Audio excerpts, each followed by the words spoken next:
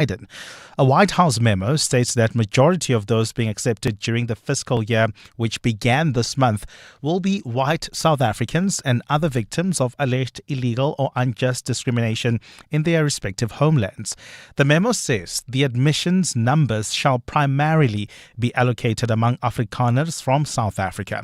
US President Donald Trump stopped refugee arrivals after taking office in January, but has been making an exception for white South Africans despite the country insisting that they do not face persecution here at home. Trump spread disinformation about Afrikaners experiencing an alleged genocide in the country. A first group of around 50 Afrikaners arrived for resettlement in the US earlier in the year. The family of Chief Albert Lutuli says it's considering the next steps fighting for justice following a court judgment confirming the former ANC President General was killed by apartheid police. The KwaZulu-Natal High Court yesterday set aside the 1967 inquest into Lutuli's death, which said he died as a result of being hit by a train. Judge Nompumelelo Hadebe says evidence presented at the reopened inquest supported the notion that Lutuli was assaulted with a spade by apartheid police officers working with employees from the South African Railway Company. But the judge says all the 7 implicated men have either died or cannot be tracked down. Family spokesperson Sandile Lutuli. The prosecution's team very meticulously pointed to the institutionalization of apartheid and the role that those institutions played in the cover-up of the murder of Chief Albert Lutuli. That we will have to look at when we study the detailed judgment insofar as how it then informs our next steps going forward. Gauteng Premier Panyaza Lufi says he still believes he's the best person for the job despite ongoing criticism over the disbandment of the crime prevention wardens. Lufi dissolved the unit last week following concerns that the wardens were not properly trained. Just hours after his announcement, the public protector released a report stating that the establishment of the wardens had no legal basis. The DA has since filed a motion of no confidence against the Premier in response to the damning reports. And speaking on 702's Aubrey Masango last night, Lufi said residents will decide his fate. Times Media ran a poll, whether should I continue or not. You can't rely on that poll, but majority of people said the Premier should continue. And it's not my space, it's not me. I've done my work. Let society at the right moment judge me. What would you say if you were that person? There are political parties that have rushed. They've put a motion. There are political parties that they say they will defend they will vote against the motion. And British King Charles III is stripping his younger brother Andrew of his royal titles and ousting him from his long-term residence in the Windsor estate. This is the latest fallout to hit the scandal-plagued royal over the Jeffrey Epstein affair. Buckingham Palace says Andrew will now be known as Andrew Mountbatten, Windsor. Andrew has also been told to move out of his long-time home of Windsor and he will move to alternative private accommodation as soon as possible.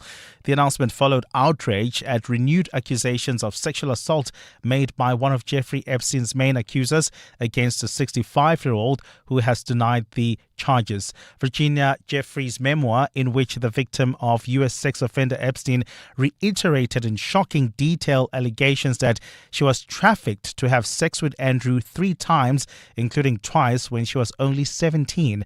Andrew Loney, an historian and author, says Andrew could be in serious trouble. But I do think that there's a very strong case against him because of malfeasance in public office. I do think that if the Met had properly investigated these sex trafficking allegations, he would have been charged, and I hope they will now do so. And I also think there are grounds, given his role in this as Special Trade Envoy, for the National Crime Agency to investigate him.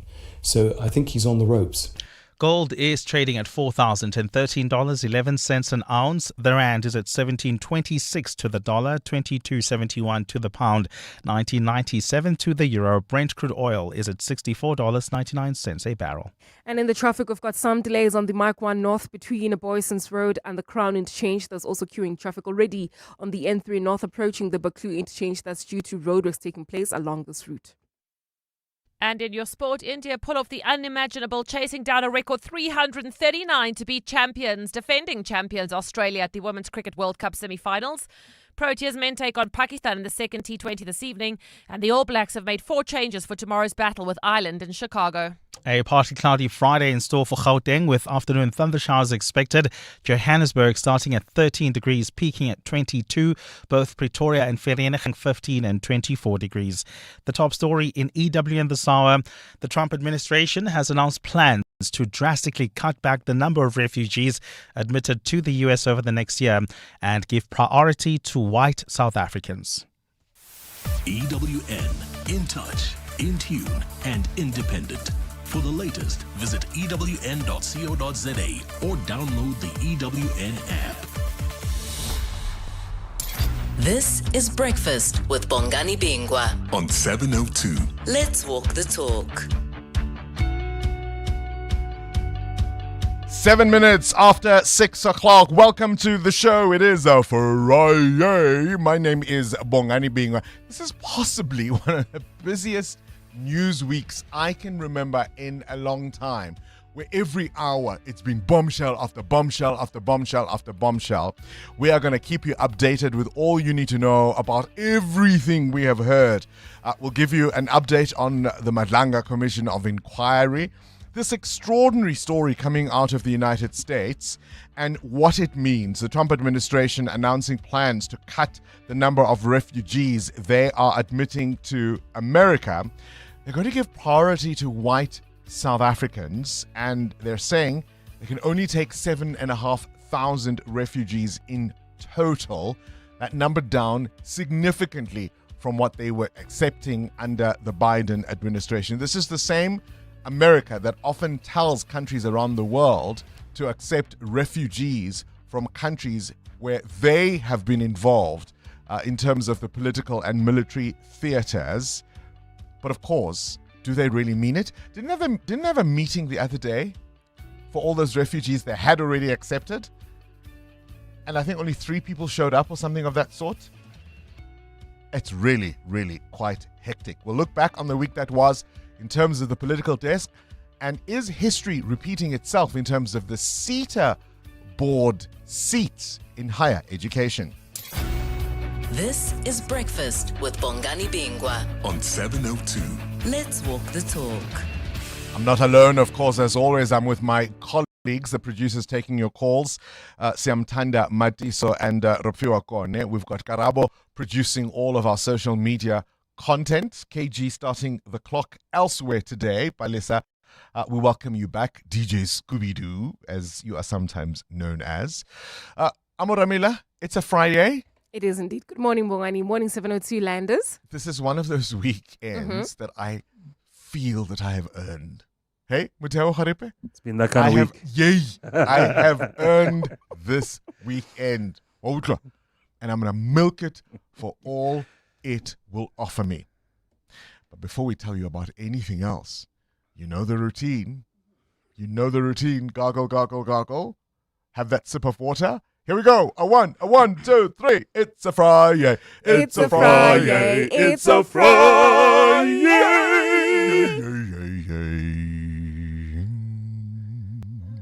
Umnandi. All right, all of that now is out of the way. As I say, our menu, we're going to be speaking to columnist and essayist for the Business Day, Ismail Lagardine. I've been looking forward to chatting to him for some time. So he's going to be giving us his razor-sharp analysis on the week that was. Because I think sometimes in South Africa, so much happens and there's so many dramas that are playing themselves out in the public eye that we can often miss moments that would have given pause in any other country for months, never mind weeks, never mind days. One of the things we heard in this week, for example, was that near calamitous encounter between different agencies of law enforcement, where they all arrived at the same scene, not wearing any clothes that could identify them, all armed to the teeth and not sure that both sides were law enforcement. I mean, it's an absolute jumble of a mess. As things turned out, there was no shootout, and thank goodness for that. But I think even Justice Madlanga, who is, of course, chairing that commission of inquiry into alleged criminality as far as law enforcement is concerned, said it reflected the chaos and lack of coordination within the South African police services. But could anything have prepared us for Witness C and what we heard in the Madlanga Commission of Inquiry? Was it just yesterday? Witness C, who is, of course, the officer who was very involved in the arrest of Katie Molefe, right? Giving really, really explosive information that he heard from the man they arrested. And so yesterday, Witness C testified, he's a police officer, testified that the Deputy National Commissioner, remember when he was a bit shifty in front of the ad hoc committee in Parliament?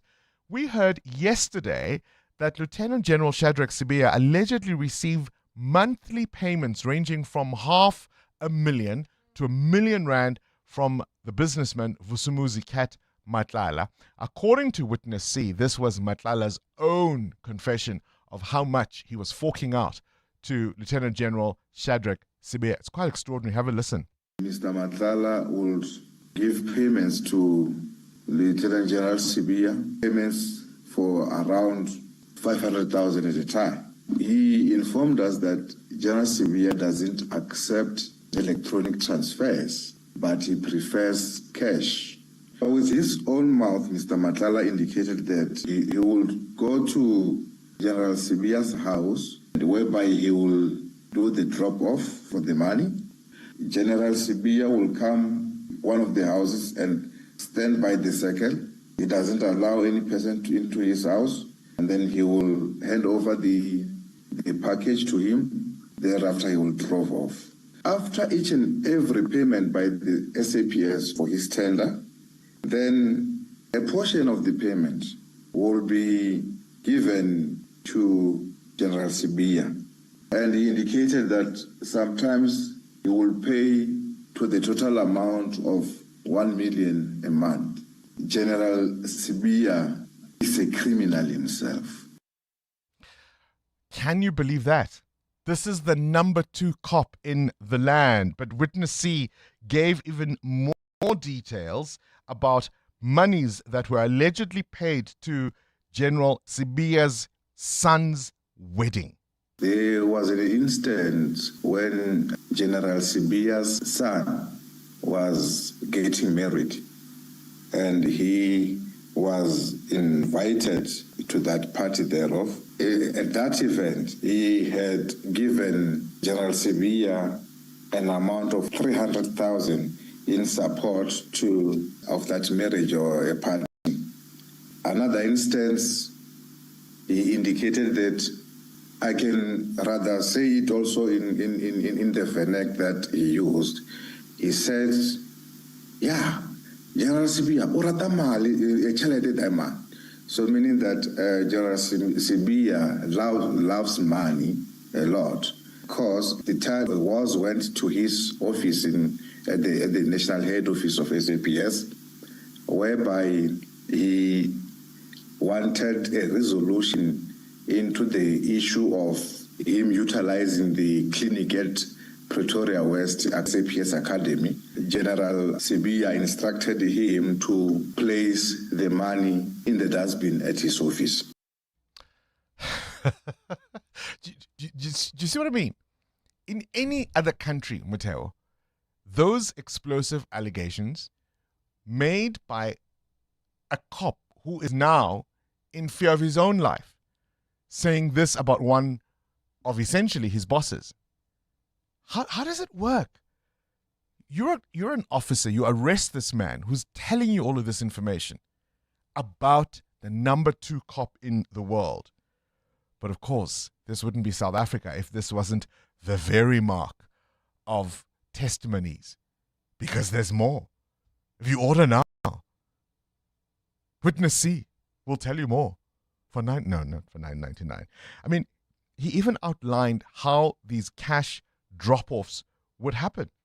Mr. Matlala indicated that he would go to General Sibiya's house, and whereby he will do the drop-off for the money. There's another house, a townhouse, educated community in Central, where also he would go there as directed by the general. He will drop off the money. Further to this, he gave a bit of a more detail to say that when you access this gated community or this estate, then there will be a circle. General Sibia will come from one of the houses and stand by the circle. He doesn't allow any person into his house, and then he will hand over the package to him, and then thereafter he will drive off. At the same estate, it is where there's a character known to him as Serge Kabonge the Fixer, who is also owning a house at that same complex. We'll tell you some more explosive material coming out of the Madlanga Commission of Inquiry yesterday, and we'll delve into some analysis as far as all of this information is concerned. But even just hearing those three clips, what's your reaction? What do you make of it? Are you surprised? And what does it say about our society? I mean, we've got the likes of the former president, Jacob Zuma, and his MKP being huge fans of, what's that man from CMAX, Liebenberg, right? The so-called Ponzi scheme mastermind. We've had the deputy president associated with people like this.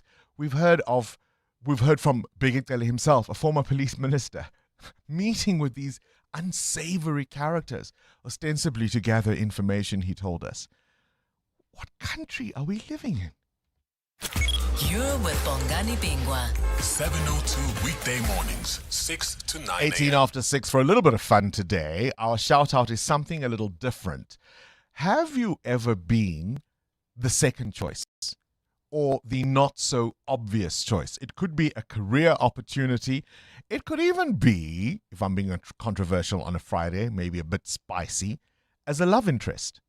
I've spoken to many older folks who will tell you that they loved someone, but they knew this is not the person they wanted to be the parent, the other parent of their children. And so they, quote unquote, settled and actually, in retrospect, made the better choice. Have you had an opportunity that somebody else turned down or for whatever reason couldn't do it, and you grabbed it with both hands and ran with it? Does that make sense, Amo? Have you been in that situation where you know you weren't the first choice? Yeah, it does make sense. It does, especially in the industry that we work in, because you often feel like there's someone else, not better, but there's someone else who can do the job more than you can, right? And so, yeah, when I started on this on the traffic desk, I never thought I would be on breakfast, because breakfast and drive were meant for certain people. When you were hired, when I was at least hired, I was hired as a compiler. So I'm the one that puts everything together for Aki, for Tseho, the people that would come in the afternoons or in the mornings. Yeah, it wouldn't have dawned into my mind that actually I can also do one this day until the day came. And then it came. It Look at you now. Muteo Haripe, ever grabbed an opportunity knowing you weren't the first or perhaps the obvious choice and made it work? Yeah, in our industry, there's things that you pen out for yourself. You're like, okay, I want to be a business reporter, and that's all you want to be. You enjoy your job, and then all of a sudden, like, a bigger opportunity will come, and you'll be pushed into a space you never really thought you'd be in. And depending on whether you sink or swim, then, things turn out. I think for all three of us, we know that there have been moments that we had to sink or swim, as you say, right? Because we weren't the obvious choice. I'll explain why I'm asking that question coming up. Breakfast with Bongani Bingwa. Muteo, you've got a question of your own? Yeah, I want to know this morning, when you decide to have a sober night, what drink do you order? Stony ginger beer. So you go to the bar and say you'd like Stony? Yes, please. And if they don't have Stony? Then sparkling water. Okay. I was about to say, at least you don't go back to alcohol. Yeah. It's like, well, since you don't have Stony. You see, the devil made me do it. The devil made me do it. Oh, wow. Lime and lemonade. That's a good one. Rock shandy. Yes. Rock shandy can also be a good option, because it's that bitterness, right? It's that sense of bitters, good rough, but it's going to be close fine. enough. It's going to be fine. 702. Weather. A partly cloudy Friday in store for Gauteng. Afternoon showers expected a little later. Temperatures maxing at 22 degrees in Johannesburg. Pretoria and Vereeniging will peak at 24 degrees. A partly cloudy day in store for Cape Town. Same high as Jozi, 22 there. And Gqeberha in East London, really quite warm. A lovely 32 degrees in that part of the world in the Eastern Cape.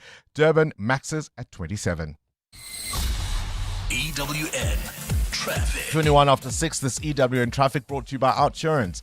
SMS out to 45142 now, and you could save on your car insurance. If you don't, ask them for 500 Rand. Well, Bongani, we've got roadworks taking place on the N3 North, so you're right near the Baklu interchange, and they're causing delays already coming out of Marlborough Drive, while leaving Sharon Lee. Do expect delays on Malibongwe Drive towards the N1, about a 5-minute hold-up at this particular time while traveling. On the Mike 1 North, we've got peak time delays between Boysons Road and Cross Street. I'll have more updates for you, but if you see anything else, we are on X at EWN Traffic. There's more EWN on air, online, and on the EWN app.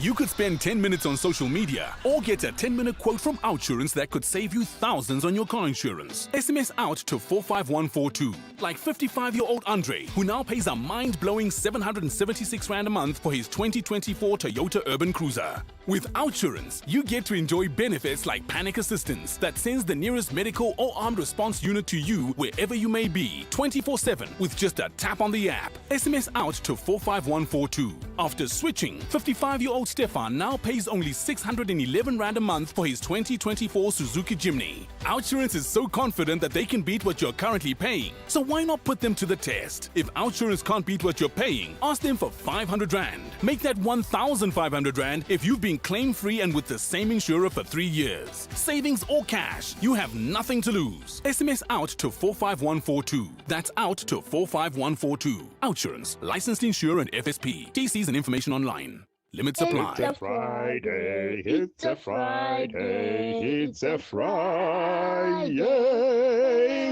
Yes, guys, it's a Fri-verse. You see, with what's happening right now in the news cycle, only one name comes to mind. Tsidi Madia. It's Hali and her dad in Soshanguve Block VV. Over and out.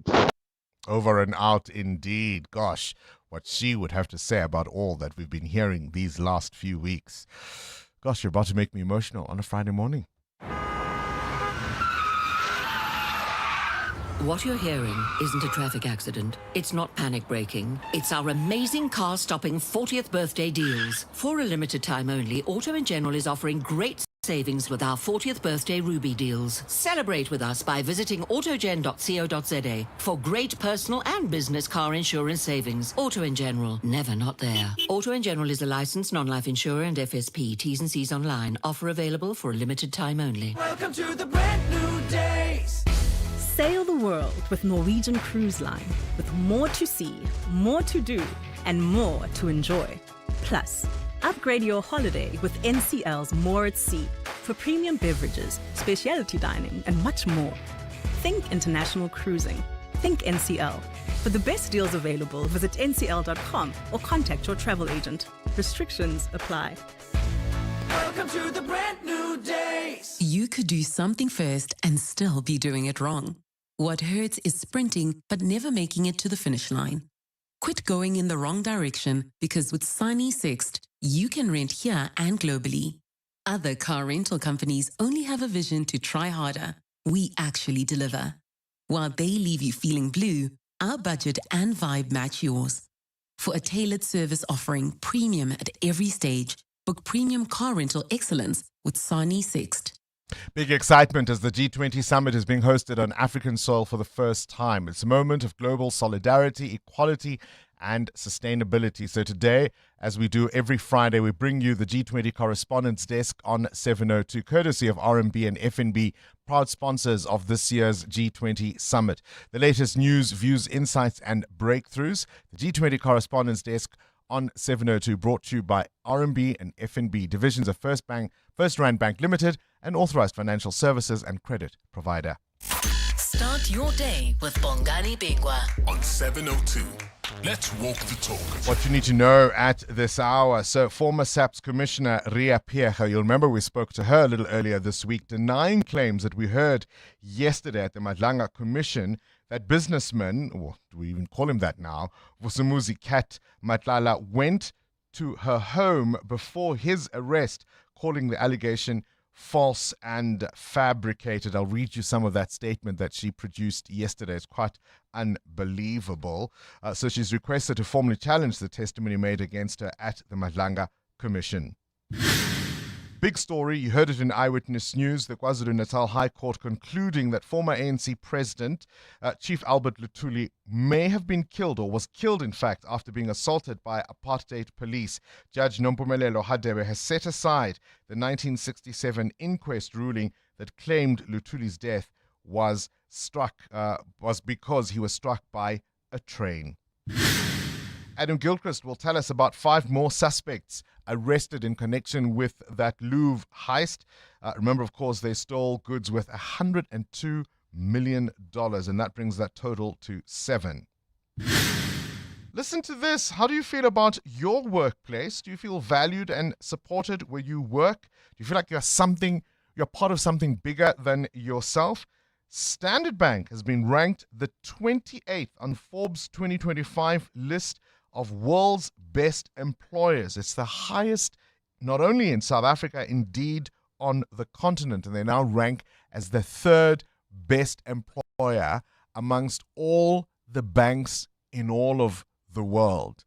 If you're a blue banker, you work for the blue bank, why don't you give us a call and tell us why you and the 54,000 of your colleagues enjoy working at that bank. But I thought it was quite an extraordinary achievement. And Billboard's Hot 100 was topped for 14 weeks, a record-breaking at that time number of weeks. Boys to Men, End of the Road, from the Boomerang soundtrack. I'm mucking that up, am I not? All right, look here, hold on. My music memory isn't working. Boys to Men topped the Billboard Hot 100 for 12 consecutive weeks with this song. They would come back later with I'll Make Love to You and do that for 14 weeks. And that, of course, was also a record they shared with Whitney Houston for I Will Always Love You. But the Boomerang soundtrack, oh my gosh.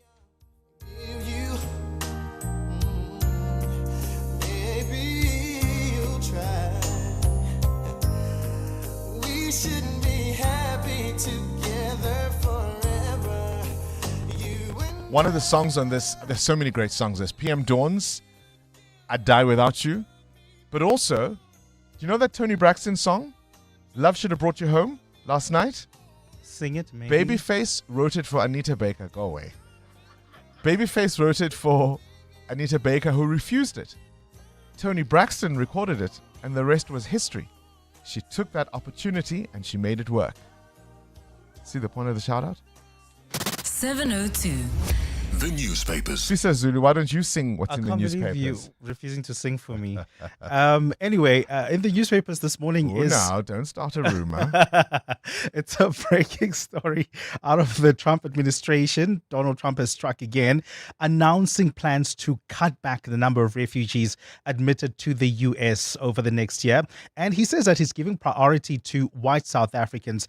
Now, it must be stated that this is not just affecting South Africa alone. So say, for instance, you're from Spain and you want to get refugee status in the U.S., you'll be in the queue for admission, but the priority will be white South Africans. They sent out a memo. This is the White House saying that these admissions numbers shall primarily be allocated among Afrikaners from South Africa. Look, I don't think there's 7,500 Afrikaners who want to go to be refugees. So part of it is a fig leaf, in a sense, because they're kind of creating a storm in a teacup. But what they're really trying to do is to say, we're not going to accept many refugees, no matter who you are. And so they'll kind of disguise it with this white South African thing, knowing there aren't many Afrikaners who are going to apply for it in any case. The front page of the Mail and Guardian, Herman Mashaba says Zille doesn't care for blacks. This is, of course, as the race to become Joburg's next mayor heats up. The front page of the Sowetan: worker electrical shock sparks hospital protest. Angry kitchen staff down tools after a colleague was injured by a live wire made loose by a leaky roof. This is at Sebokeng Hospital. EWN Business. For your October, what are your alternatives? Mateo Juaripe wants to know, what drink do you take when you're having a sober night, week, weekend, month, year? What prompts the question? Bongani, the world's top brewer, AB InBev, says cost-cutting and not consumption helped it post a profit. The maker of Stella Artois, Carlsberg and Corona says it's been managing a drop in alcohol volumes as consumer demand wanes. Now, big beer and spirit makers are currently cutting costs to help boost margins in a tough consumer market. Global alcohol consumption is showing signs of weakening, particularly in many markets and among younger generations like the Gen Zs and millennials. This is part of a broader trend toward moderation and increased health awareness. According to Statista, members of the Gen Z generation, those born between 1995 and 2002, they consume about 1/3 less beer and wine than previous generations. They're also shifting toward an alcohol-free beverages at a significantly higher rate. This is why you're seeing beer makers and producers giving you 0% alcohol. They tapping into that market, if you will. Now, in South Africa, new consumers made up nearly 20% of no alcohol consumers in 2023, led by the Gen Zs and millennials. Younger people are just generally healthier, aren't they? Yeah, Gen Xers will tell you they've been through much more. How's the rand? Is it as healthy? Is it a Gen Xer or is it a Gen Z? It's healthier this morning. 17 Rand 28 against the US dollar, exactly 20 Rand against the euro, and 22 Rand 74 cents against the British pound. The price of gold at $3,991 an ounce, a slow walk towards that $4,000 mark. Platinum at $1,606. Brent crude at $63.90 a barrel. More business after 7. Straight to the news desk we go. Swiso Zulu, what do you have at this hour? Thanks, Bongani. Good morning. Gauteng Premier Lufi says he's the best person for the job, despite ongoing criticism over the disbandment of the crime prevention wardens. Lufi dissolved the unit last week following concerns that the wardens were not properly trained. Just hours after his announcement, the public protector released a report stating that the establishment of the wardens had no legal basis. The DA has since filed a of no confidence against the Premier in response to the damning report.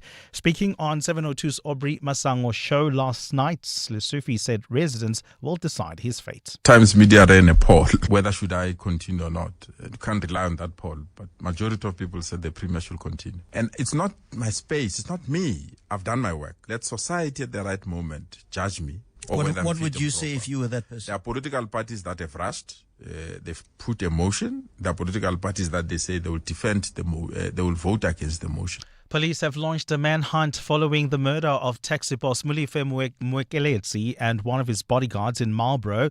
Mwekeletsi, chairperson of the Alexandra Randburg Midrand Taxi Association, was shot yesterday. Another bodyguard and a motorist were also injured in the shooting. Police say they found what they believe is the getaway car in Alexandra with blood stains and bullet holes in the driver's seat. Acting Gauteng Police Commissioner Fred Kekana says they have expanded their investigation. We appeal also to all medical centers, including hospitals and clinics and doctors, surgeries. Please report any one person who come there with a bullet wound to the police so that we can be able to engage and trace that person. It might be one of our possible suspects. Higher Education Minister Butima Namela has announced the publication of draft amendment regulations for reporting by institutions. And he says this will prevent a crisis before it escalates. He says this marks a major step in strengthening accountability, improving transparency and enabling earlier intervention in the governance of public universities. This latest intervention follows a rocky few months at several institutions with violent protests at the University of Fort Hare and Free State University University over governance issues. Manamela spokesperson Matsepo Sidat. The draft amended regulations will standardize and enforce timely reporting, including media and annual reports, require reporting on infrastructure backlogs, transformation matrix, employment equity, and student debt exclusions. Introduce mandatory stakeholder engagement reports signed by SRCs, unions, and institutional forums. Require universities to disclose spending on consultants, legal fees, and commercial subsidiaries. And the Sagrada Familia in Barcelona has become the tallest church in the world after work has placed the first part of a cross at the top of its central tower.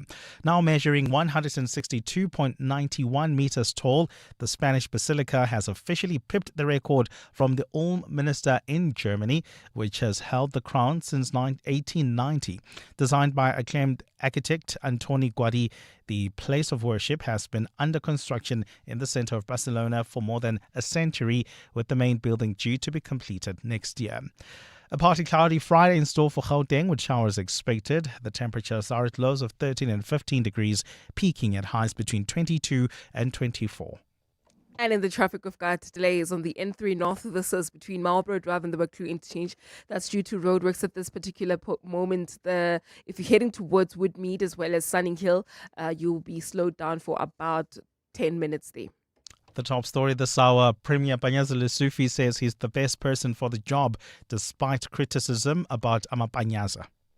To celebrate 25 years of helping you live the Premier life, FNB Premier is giving you a chance to win a 14-day European tour experience and other cool monthly prizes. Open any FNB Premier account from September to 31 December 2025. Switch your salary, swipe or tap a minimum of 2,000 Rand per month for 3 months straight. Spend and win with FNB Premier. FNB, help changes everything. TCs and competition rules apply. FNB, a division of First Rand Bank Limited, an authorized financial services and credit provider. Huawei Watch GT6 Series, 2025's must-have smartwatch, introducing the king of power. Up to 21 days of unstoppable battery life in a sleek titanium and ceramic design that's as strong as it's stylish. The Trackmaster with 24/7 heart rate tracking, sleep monitoring, advanced health management, and the world's first cycling virtual power feature. Fully compatible with both iOS and Android. Get yours now from just 169 Rand a month over 36 months or 4,999 Rand at selected retailers. T's and C's apply. What do partners of the Gates Foundation do when facing the world's toughest challenges?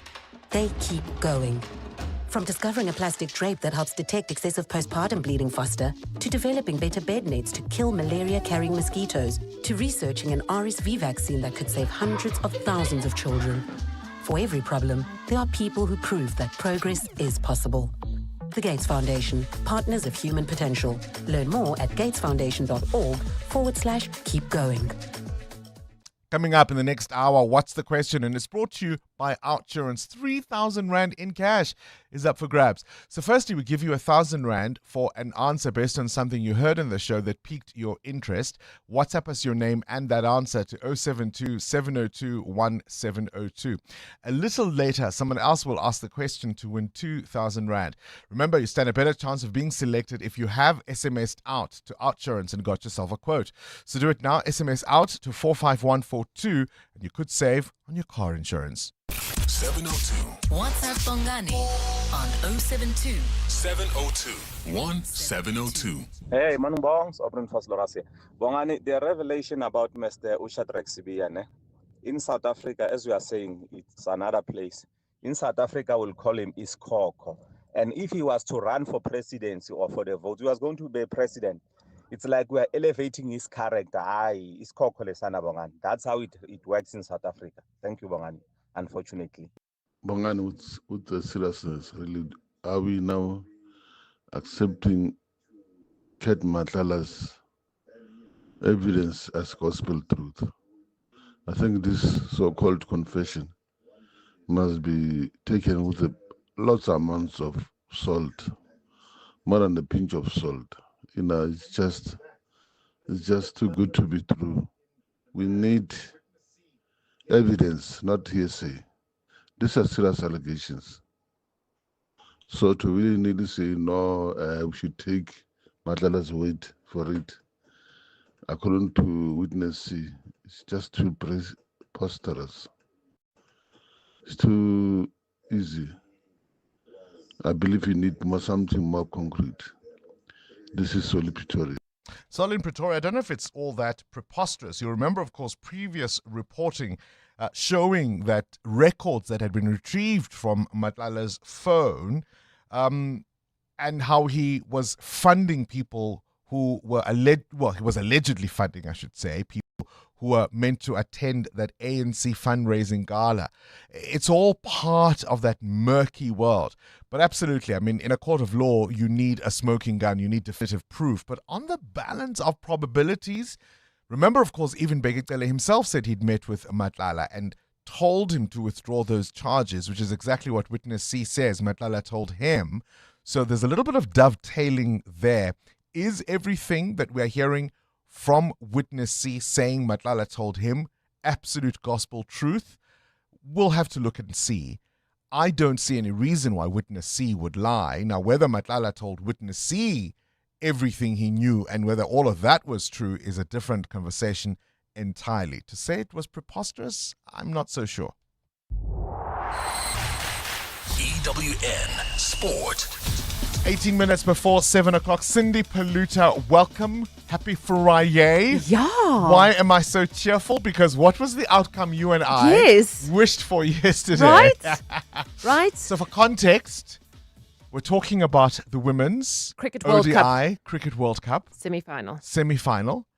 Earlier in the tournament, the Proteas women beat which team?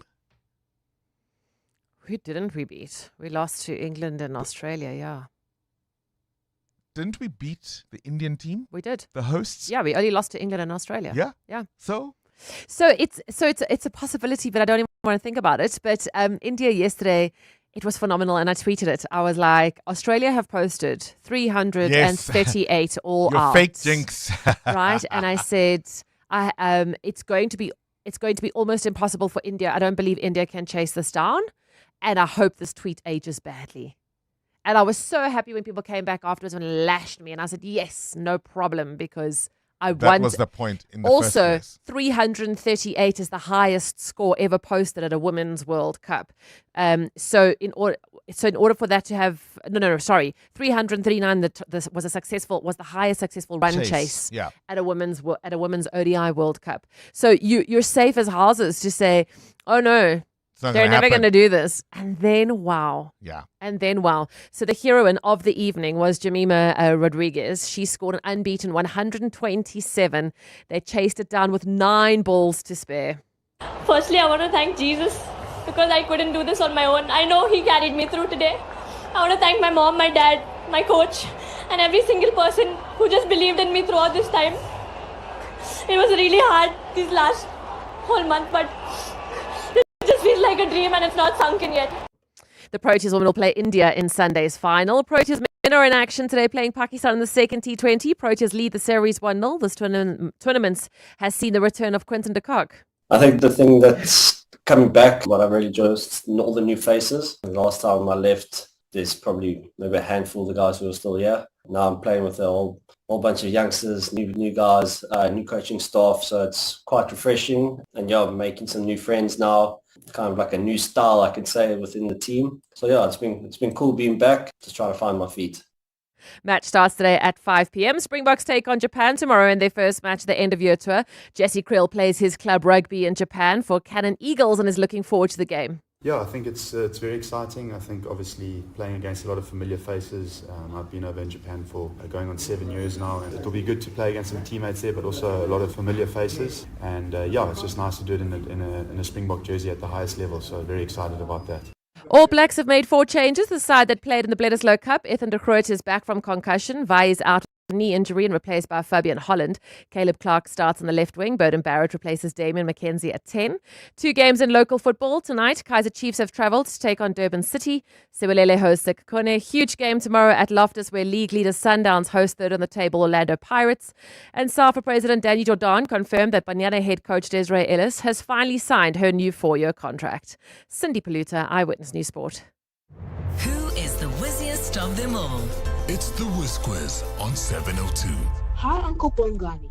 My name is Elijah Kome and I'm 12 years old. I would like to be a scientist when I grow up. I'm really excited to play the Whiz quiz with you. We can't wait to play with you too. 10,000 Rand is up for grabs. EWN Traffic. Let's catch up with the roads. It is a Friday. Unfortunately, there's a crash in Blue Hills. What's that about? That's correct, Bongani. It's on the R55 main road, just as you approach Valley Road. Delays coming out of Olifantsfontein Road, and do expect heavier delays on several roads within Midrand as well as the Tembisa area, obviously due to those roadworks that are taking place on the R21 North approaching Olifantsfontein Road, as well as the delays on the N1 South approaching Olifants. This is now due to peak time pressure. We'll have more updates for you. Stay tuned. There's more EWN on air, online, and on the EWN app. 702. Coming up at 7:15, the big interview. Access to the internet is vital for any country to grow. That's why the recent 6.75 billion rand digital infrastructure deal that Standard Bank Corporate and Investment Banking facilitated between Telkom and an Actis-led consortium is so transformational for South Africa. It unlocks growth and provides internet access to underserved communities who will now have access to the internet for the very first time. Search CIB Stories of Impact to watch the full story. Standard Bank is an authorized FSP and registered credit provider. T's and C's apply. Who says everyday driving can't be très chic? Rent premium with Sani Sixt now. Own the stylish Citroen C3 later. Yes, that's 3 cars, 3 months, 3 chances to say ooh la la. Just book directly on sani.co.za. Call us or rent at any branch between 1 November and 31 January, and you're automatically entered into the draw. Bon voyage with Sani Sixt and win. T's and C's apply. Introducing South Africa's most affordable way to get hearing aids. At Specsavers Audiology, you can now get a pair of hearing aids from as little as 599 Rand per month. Hearing clearly shouldn't be a luxury. Enjoy life's moments from 599 Rand per month. Test your hearing today and join the conversation with Specsavers Audiology. T's and C's apply. Business Outsurance are experts in business insurance for optometrists, surgeons, and other medical specialists. Here's Chrissy. Business Outsurance is the best insurer for my business. They have great premiums, wonderful service. I know without a doubt that Outsurance has my back, and we always get something out with Outsurance. Switch to Business Outsurance and you could get a massive 20% discount on your business insurance premium. Visit outsurance.co.za. Switch and save today. Licensed insurer and FSP. TCs and information online. In business today, staying connected and efficient is everything. Vodacom Business is helping companies communicate, collaborate, and grow with smart, reliable solutions. So from today, after 3, catch the afternoon drive with John Perlman. He's chatting to Vodacom Business about how they're helping companies work smarter and stay ahead in a fast-moving world. Only on 702. Let's walk the talk. 702. WhatsApp Bongani on 072 702 1702. Morning Bongani. Bongani is Friday, Faninyana, ne? Bongani 702 presenters. I know your face. I know your Clement face, and I know the Ops face. So since I'm blind, Bongani, normally when I hear your voice, I'm trying to put a picture on that voice. So for Kabazele, I think he looked like, I never saw Kabazele, but I think he looked like Michael Douglas. Then for Cindy Poluta, I think she looks like Kathy Dennis, the one who's featuring D-Mob.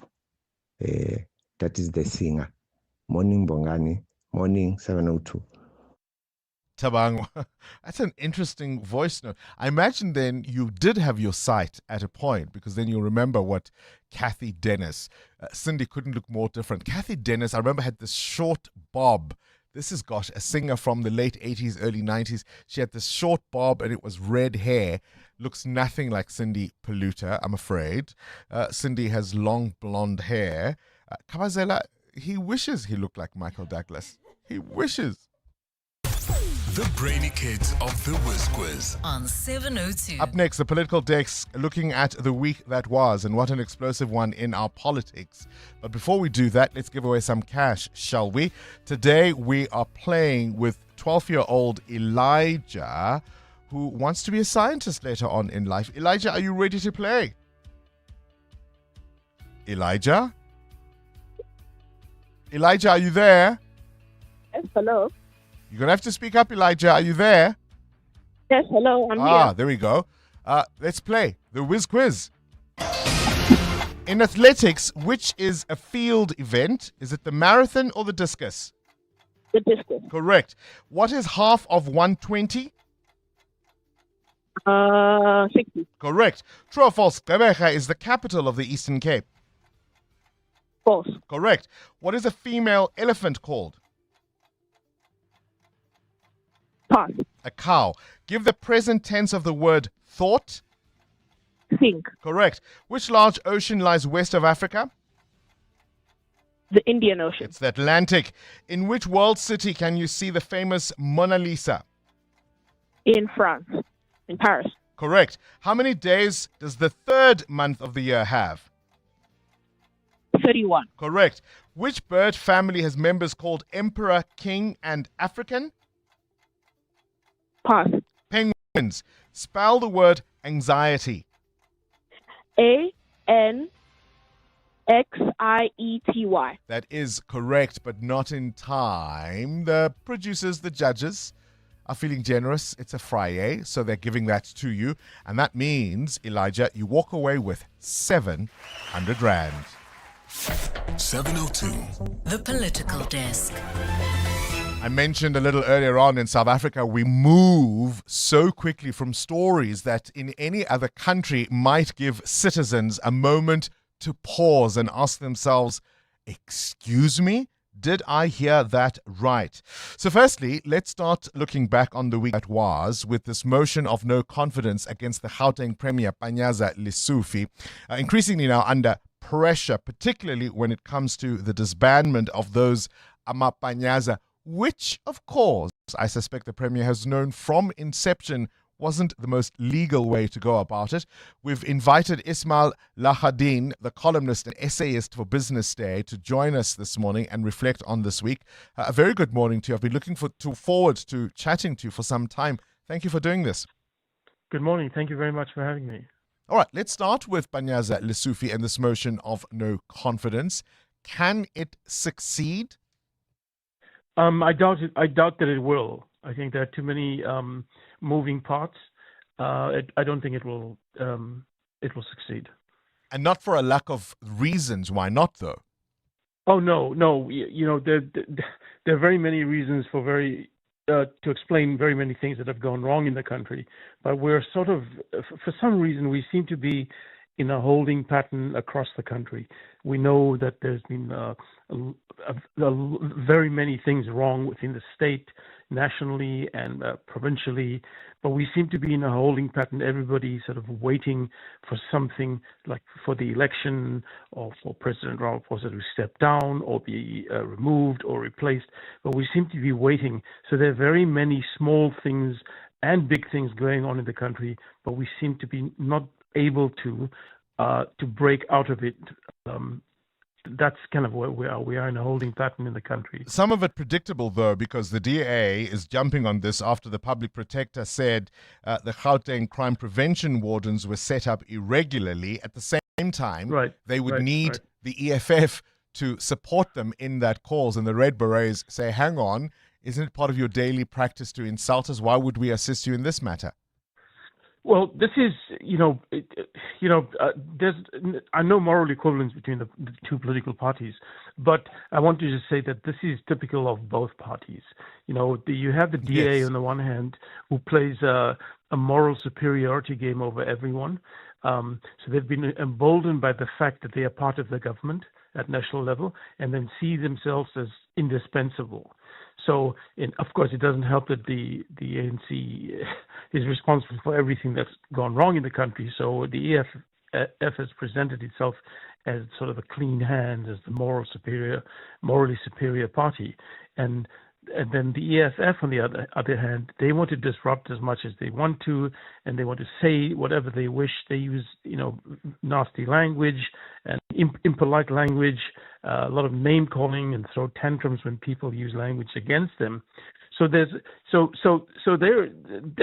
pretty much the same. They're going about it in the same way. Yeah. And there really is that's where the similarity between the two stops. But we also have to look at, as the DA has been on the increase, on the rise for reasons we've just discussed. But the EFF, there's a measure of desperation in the EFF at the moment. So externally, evidence has shown that they've lost support, election results, and just overall people are exhausted by the populism. People are exhausted because they ask the right questions, but they give the wrong answers.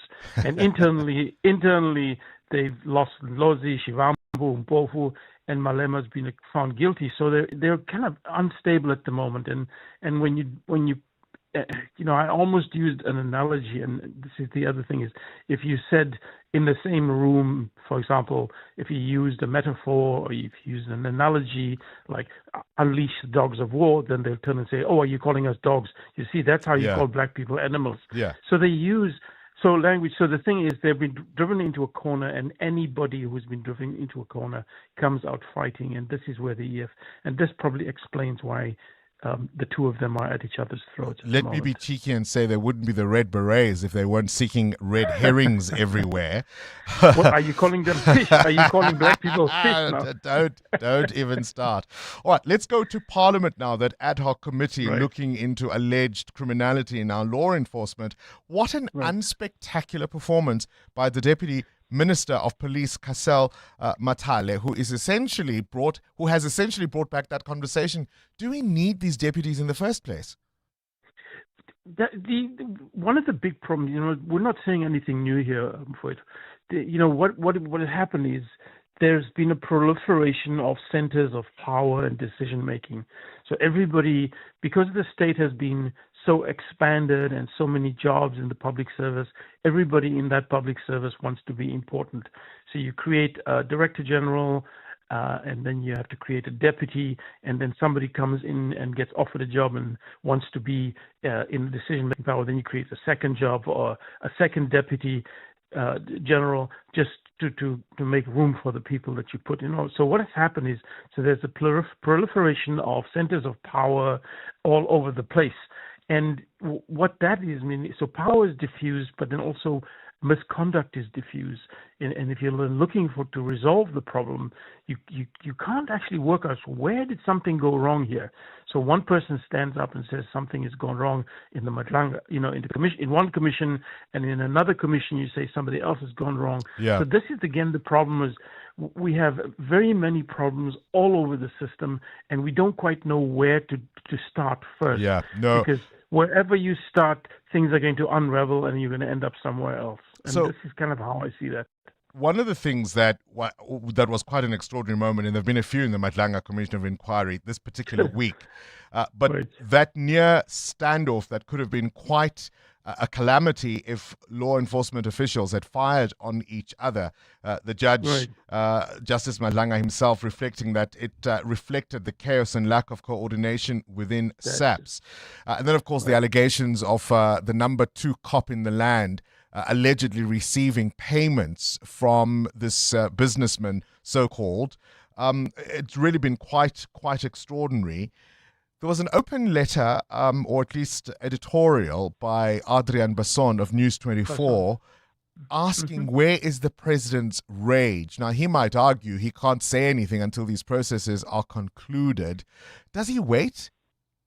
Well, this should not be seen as a defense of Ramaphosa, or, I don't speak on behalf of him. But there are things going wrong all up and down and across the country everywhere. And we can't expect, if say a traffic light breaks down in Soshanguve or Langa or anywhere, then people always say, well, where's Cyril? So he can't respond to everything, understandably, that's going wrong in the country everywhere. He can't play in the traffic, but he can be held responsible because he is part of the ANC that has led us to the point where we are at the moment. So there's that kind of bifurcate, that contradiction. He can't be everywhere, take responsibility, show his anger at everything, everywhere, all the time. Otherwise, he'll spend 24 hours a day being upset every 5 minutes, because that's the state of things in the country. But he also is. He has to be. He's the president of the country, and we have local governments, we have provincial governments, and people need to be accountable on the ground to people where they live. Yeah, I think part of the difficulty is that it doesn't appear very many are, including, of course, all the way to the top. Appreciate your time, Ishmael Lahadin, the columnist and essayist for Business Day, for this week's Political Desk. 7:02. Coming up, the big interview. One minister has already fallen when it comes to higher education and those SETA boards. Are we seeing a repeat? This is EWN. Donald Trump caps refugees' admissions at record low, with most to be white South Africans. And Ria Piecha denies hosting Kat Matlala on the day of his arrest. Good morning, I'm Sfiso Zulum. The Trump administration has announced plans to drastically cut back the number of refugees admitted to the U.S. over the next year and give priority to white Afrikaner South Africans. Under the new policy, the U.S. will welcome 7,500 refugees, down from more than 100,000 a year under Democratic President Joe Biden. A White House memo states that majority of those being accepted during the fiscal year, which began this month, will be white South Africans and other victims of alleged illegal or unjust discrimination in their respective homelands. U.S. President Donald Trump stopped refugee arrivals after taking office in January, but has been making an exception for white South Africans despite the country insisting that they are not facing persecution. Trump spread disinformation about Afrikaners experiencing an alleged genocide in the country. A first group of 50 Afrikaners arrived for resettlement in the U.S. in May. Former National Police Commissioner Ria Piecha has denied claims that suspected criminal Vusimuzi Kat Matlala visited her on the day of his arrest in May. The allegations were made before the Madlanga Commission of Inquiry yesterday by Witness C, a detective who was part of the team who arrested Matlala. Matlala was arrested on charges of attempted murder for allegedly calling a hit on his former girlfriend Tebogo Tobejane. On the day of his arrest, Matlala told investigators that he had been at Piecha's home in Midrand. Oren Singh reports. In a statement released yesterday, former National Police Commissioner Ria Piecha distanced herself from knowing Vusimuzi Kat Matlala. She claims Matlala was never at her home on May 13th, the day he was arrested, and that she has never met him. This follows allegations by one of the detectives who arrested Matlala, who said the tender tycoon claimed he was with Piecha just hours before his arrest. He said he was there at the former Commissioner, Ms. Ria Piecha's premises. Piecha, who was appointed National Police Commissioner by former President Jacob Zuma in 2012, was suspended in 2015. In 2017, she was officially removed following several allegations of misconduct, perjury, and defeating the ends of justice. Piecha has requested a formal opportunity by the Madlanga Commission to challenge Witness C's testimony. Arun Singh, Eyewitness News. The ANC says while there may be no one left to hold accountable for the death of its former President General, Chief Albert Lutuli, it's pleased the truth is finally out. The KwaZulu-Natal High Court in Pietermaritzburg yesterday handed down judgment confirming Lutuli was assaulted to death by apartheid police. The court also set aside the 1967 inquest into Lutuli's death, which said he died as a result of being struck by a goods train. Tabiso Goba reports.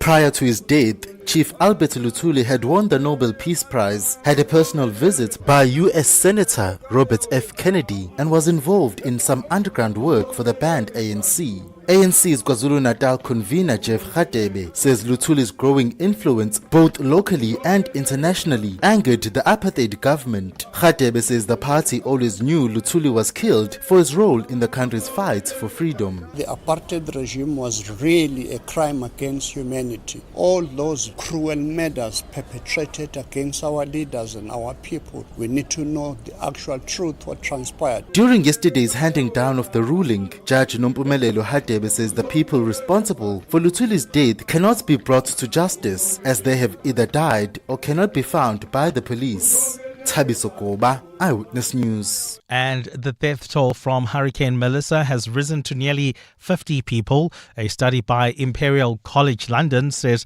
the storm, one of the most powerful ever recorded, was made 4 times more likely because of human-caused climate change. Bermuda was still experiencing tropical storm conditions last night and under a hurricane warning. The death toll in Haiti now stands at around 30, while the number of people killed in Jamaica has risen to at least 19. Gold is trading at $4,013.11 an ounce. The rand is at 17.26 to the dollar, 22.71 to the pound, 19.97 to the euro. Brent crude oil is at $64.99 a barrel. And in the traffic, we've got heavy delays on the N3 North between Marlborough Drive and the Baklu interchange. That's due to roadworks. There's also queuing traffic along the Mike 1 North between Boysons Road and Carr Street. And in your sport, huge premiership game at Loftus tomorrow with Sundowns hosting Pirates at 3:30. The Proteas women will play India in the Women's Cricket World Cup final on Sunday. India beat defending champions Australia by 5 wickets, while the Proteas men take on Pakistan in the second T20 later. And the Springboks are playing Japan at Wembley tomorrow. Kickoff is 6:10. A partly cloudy Friday in store for Gauteng with afternoon thundershowers expected. Johannesburg starting at 13 degrees, peaking at 22. Both Pretoria and Vereeniging 15 and 24. The top story in EWN this hour. The Trump administration has announced plans to drastically cut back the number of refugees admitted to the US over the next year and give priority to white Afrikaner South Africans. EWN, in touch, in tune, and independent. For the latest, visit ewn.co.za or download the EWN app. This is Breakfast with Bongani Bingwa on 702. Let's walk the talk. 8 minutes after 7 o'clock. If you've just joined us, you are listening to 702 Breakfast. We're grateful for your company. My name is Bongani Bingwa. The Trump administration announcing now plans to drastically cut back on the number of refugees admitted to the United States, as you've just heard. It's really quite an extraordinary development if you take them seriously. I think it's a bit of a fig leaf, to be quite honest with you, because I think they know they can't find 700, never mind 7,000 white Afrikaners to apply for refugee status in the United States. But it does give you some kind of indication about exactly the mess and chaos that is this White House. I want you to listen now to a podcast appearance just this week, hosted by a right-wing New York Post columnist. The Vice President of the United States, J.D. Vance, spent the better part of an hour-long discussion dealing with immigration and rejecting the idea of America as a cultural melting pot. So if they want Afrikaners, right, to be given preference, J.D. Vance at the same time is saying you probably shouldn't even have neighbors, or at least you can understand people who have neighbors they're uncomfortable with because they don't speak the same language. It really is an unbelievable moment. Have a listen. And then what happens is 20 people move into a 3-bedroom house. 20 people from a totally different culture, totally different ways of interacting. Again, we can respect their dignity while also being angry at the Biden administration for letting that situation happen and recognizing that their next door neighbors are going to say, well, wait a second, what is going on here? I don't know these people. They don't speak the same language that I do. And because there are 20 in the house next door, it's a little bit rowdier than it was when there was just a family of 4, a family of 5. It is totally reasonable and acceptable for American citizens to look at their next door neighbors and say, I want to live next to people who I have something in common with. I don't want to live next to 4 families of strangers. I don't want to live next door to people who don't speak essentially the same language and read between the lines. For that, he means English. So how are they going to work out this refugee offer? This is Breakfast with Bongani Bingwa on 702. Let's walk the talk. Really big news yesterday. The KwaZulu-Natal High Court ruling that the former ANC President General Chief Albert Lutuli was likely beaten to death by apartheid police. Judge Nompumelelo Hadebe overturning that 1967 inquest ruling which had concluded that Lutuli died after being struck by a train. You may not remember this, or maybe you do. I remember speaking to one of Chief Lutuli's daughters on this very program, and she made that assertion at the beginning of this process. And so finally, we now have heard that, in fact, it may have been that it was the apartheid police and not the train accident that authorities had previously reported. I also want to bring you up to date with what has been happening in the Madlanga Commission of Inquiry. Yesterday, testimony from witness C, who alleged all sorts of things, including money drop-offs, paying for the wedding of the Deputy National Commissioner, Lieutenant General Shadrack Sibiya. These were the allegations that witness C says he heard from Vusumuzi Kat Matlala, whom, of course, he arrested. And yesterday, he went on to give even more information linking Vusumuzi Kat Matlala not only to Shadrack Sibiya, but to Brown Mokgotsi and, of course, the police minister. So there was an exchange in which the allegation is that the police minister, Senzo Mchunu, was in fact exploiting Kat Matlala when that contract was cancelled. Have a listen. According to him, it triggered him to say that the minister, Brown Mokgotsi, and the Lieutenant General Sibiya are using him and are failing to protect him. And he alluded to say that he then went to see the former Minister General Bekicele to inform him of these developments. And that is where he was advised that he should not make false cases against the police and that he should withdraw the litigation against the police. And indeed, on the 24th, the litigation was withdrawn against the police. So yesterday, the Madlanga Commission released an alleged voice note from Vusumuzi Kat Matlala threatening to expose Senzo Mchunu.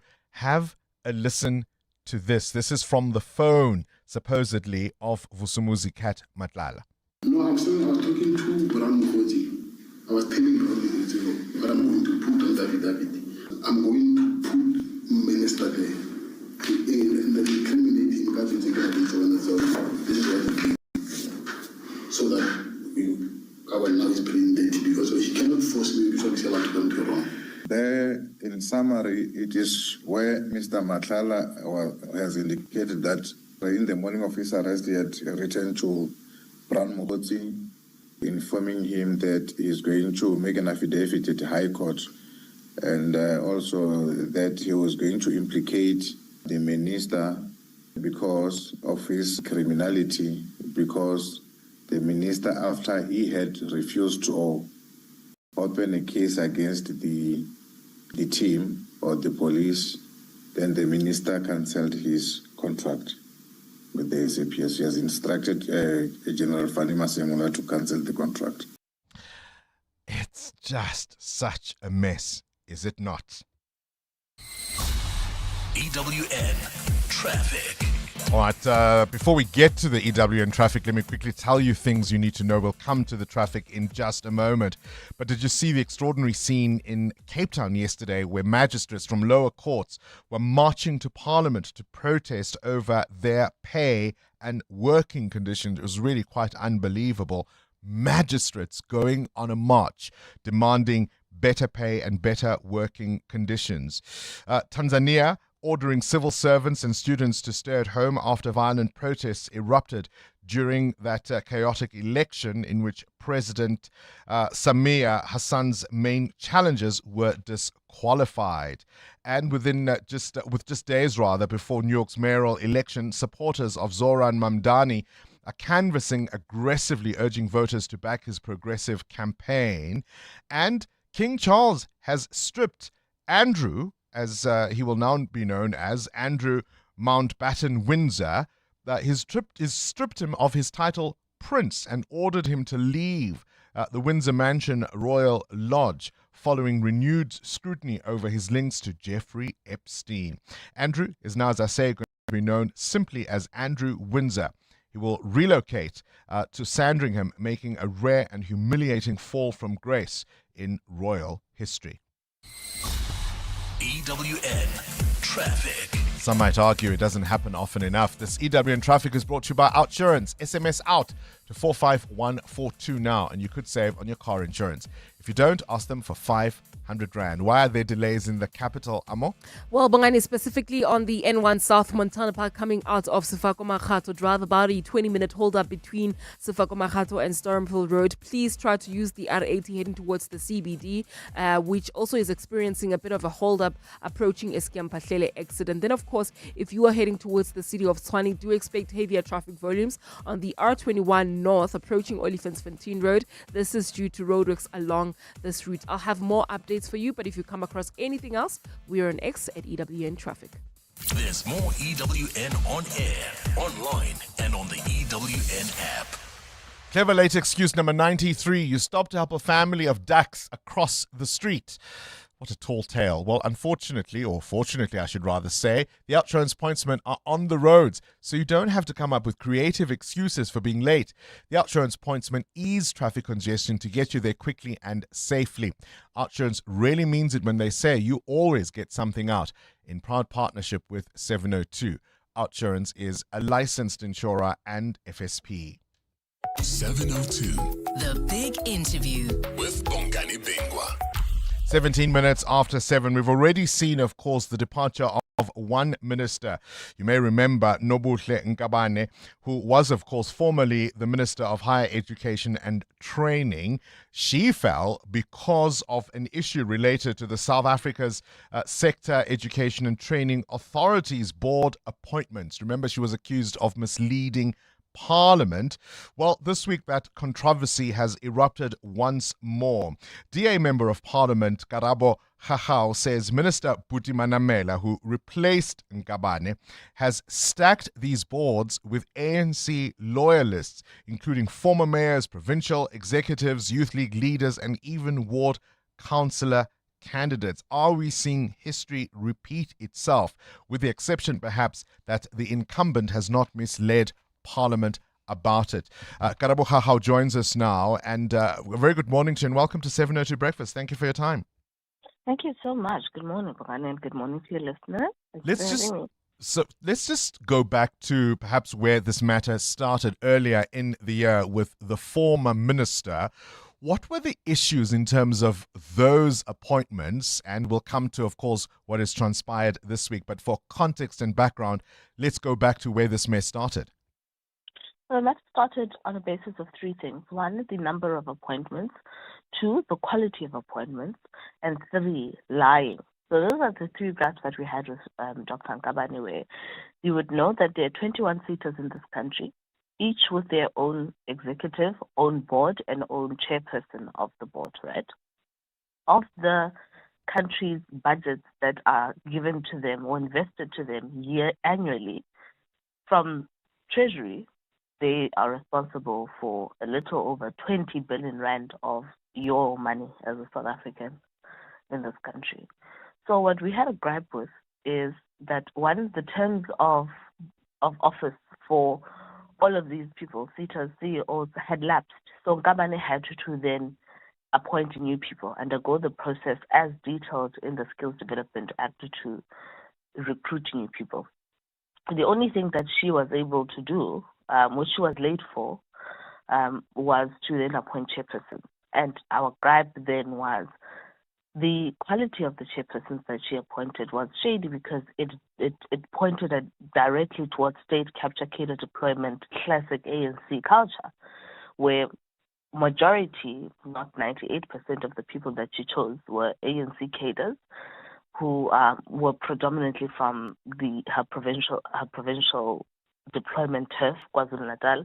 But then in other parts of the country, you had people like Matasha San, you had people in Gauteng like Banjile Masuku's wife, you had people in Gafsmande who've been circulating in the system as cadres in municipalities and Salt Lake. The whole thing went on. So the problem we had was she appointed those people, which she withdrew. But then we were also interested in knowing the process that she followed, and we then uncovered that she lied about that.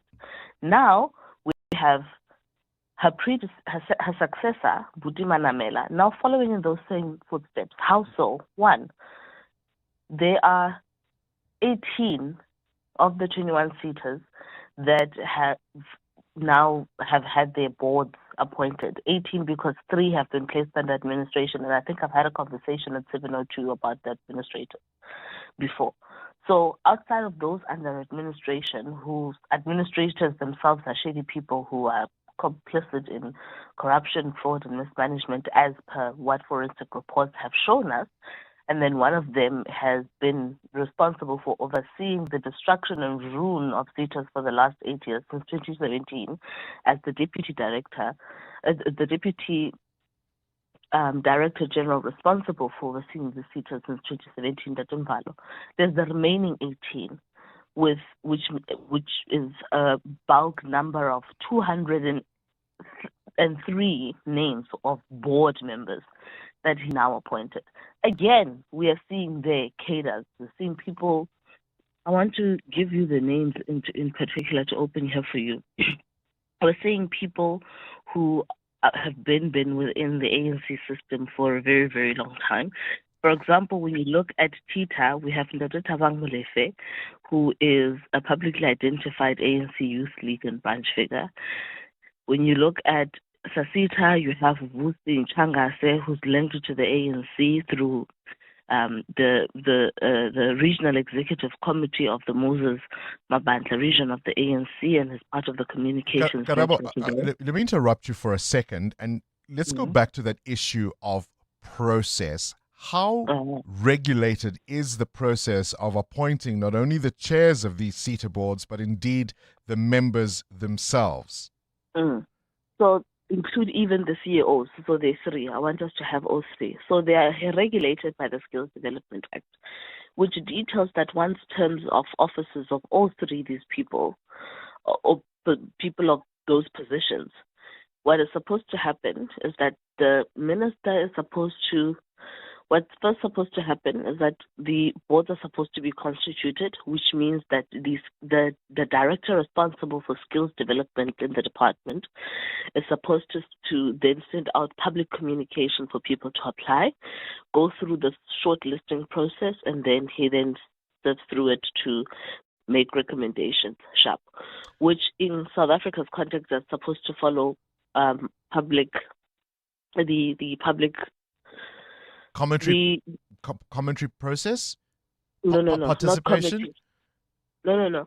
So it's not committee process, because the Skills Development Act doesn't say that before the minister makes an appointment, those things must come to committee first. The thrust of my question is I'm trying to figure out, in your mind, how the minister has fallen foul in terms of the specifications of the quality of people that are meant to be chosen to fulfill these roles. I'm trying to get there. The reason why it's a loaded thing. So it's not an... Okay. Give me a minute to land the point. Go ahead. So, yes. So the Skills Development Act says this, Roman. The minister goes through that process, which I've just explained right now.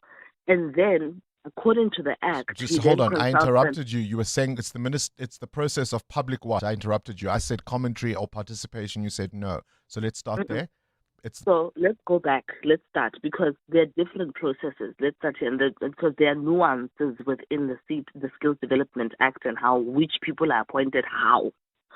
So, with the point of the boards that are of the board chairpersons and the boards that I'm making specifically, I said that the Skills Development Director would then go out on a gazette and publish applications, and then there would be a screening process that then goes to the minister with a short list for the minister's consideration. But before he does that, the National Skills Authority has a responsibility to scrutinize, because the Act says he must consult the NSA, which is currently headed up by another ANC cadre from the ANC Youth League, who was former NYDA. But that authority, the board of the NSA, is then consulted to say, do they think the minister's appointments make sense or not? And it is only when they say yes that the minister makes those appointments. So flag that one part. And then after the boards exist, then we have the process of the chairpersons, which follows the same process, logic and process that I've just explained. But then you have the process of the CEOs. With the CEOs, what happens is the boards themselves have to appoint. Go through the process. No, they don't appoint. The only person that has the responsibility to appoint is the minister. But with the CEO, or in this instance, for the CEO, what the board does is the board goes through the process of recruiting as per what the provisions of the Skills Development Act say. And then after recruiting and shortlisting, they're supposed to give the minister a minimum of 3 names to choose from. And even those 3 names he must still take to the the National Skills Authority. So what we have as a problem of process here is there are variations of irregularities. Number one, with the CEOs outside of the boards, which are stacked with cadres, with CEOs, the process that was followed did not meet the master of the Skills Development Act process that I've just explained. So there wasn't a recruitment process where people had to apply, and then there was a shortlisting process and a recommendation of 3. Where CEOs whose terms others have just been extended for fun, people within SETA and other SETAs, SETA, all of those people who have been sitting over audit outcomes for 4 consecutive years of unclean audits that detail irregularities, wasteful expenditure, and the Auditor General, quite frankly, saying when we assess the finances of these people, we cannot find proof of where they have spent their money, because they would say, for example, how if you've bought a loaf of bread for 23 rand, you must be able to show me what that loaf of bread is, or somebody at least in the house must have eaten that bread for us to know you bought it. And if there's an audit that comes and nobody can tell the bread or the slip, and not even a neighbor saw you go buy that bread, you most likely did not buy that bread. And that's what the Auditor General says. So that's one. And then there were extension of, so apart from the extension of terms of CEOs without following a process, there was then the appointment of other CEOs without following the process itself. So I imagine then what you would want is for the minister to appear before Parliament and at least give you some kind of record of decision to arrive at these appointments. 100%. In the same way that we did with his predecessor, where we want to test whether the decisions he takes are in line with the prescripts of the law. All right, appreciate your time. Karabo Khachao, Democratic Alliance Member of Parliament. EWN Business. 28 after 7. Muteo Haripe, let's get into business news now. Shell's earnings reaching what? $5.4 billion? Yeah, a good reporting period for them, despite what we've seen in the oil-producing market, where prices have remained low. There, All Giant Shell reporting a stronger than expected third quarter profit thanks to a robust operational performance and higher trading contributions. The company's earnings reaching $5.4 billion, also beating analysts' expectations. The company has also announced a new $3.5 billion share buyback program over the next 3 months. This is when a company goes out into the market and buys all other remaining shares to basically prop up their share price. Shell's deep water assets in the Gulf of America and Brazil also performed quite well, contributing to the company's stronger results. You called it the Gulf of what? Did I not say? America. No. You Trumpist, you. Gulf of America. AB InBev expecting a modest rise rather in profits. Yeah, brewer AB InBev reporting a third quarter profit that beat our forecast thanks to tight cost controls at the company. The company, which owns brands like Stella Artois and Corona, reporting a 3.3% rise in organic operating profit, exceeding expectations. Also had a dividend for their shareholders at 15 cents per share, the first time since 2019. Now, they're operating in a very tough operating period.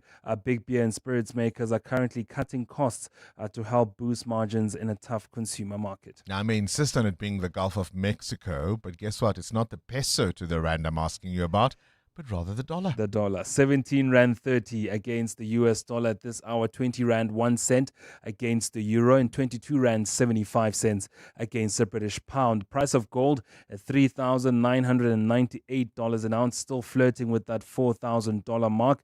Platinum at $1,613. Brent crude at $63.92 a barrel. More business after 8.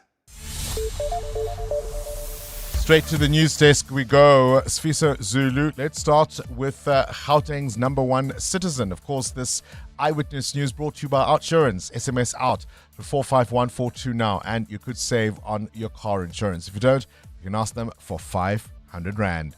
Thanks, Bongani. Good morning. Premier Banyaza Lufi says one of his only mistakes may have been his impatience in trying to address the high crime rate in the province. This is on the back of a recent public protector report which found the Gauteng crime prevention wardens that he established are without any legal authority.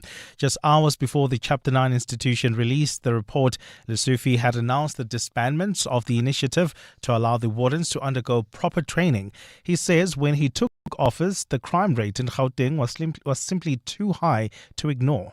Maybe I'm impatient, and that's where I feel that I'm guilty, that I'm impatient. I'm a premier of the province. Our people are mugged left, right, and center. You go in a shopping complex, you go in a plaza and other things. Their phones are snatched from them.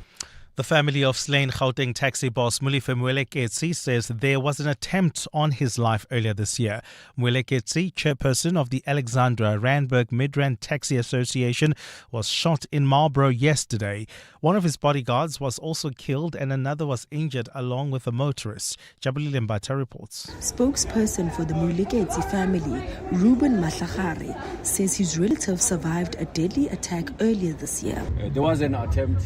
So he had security working with him, but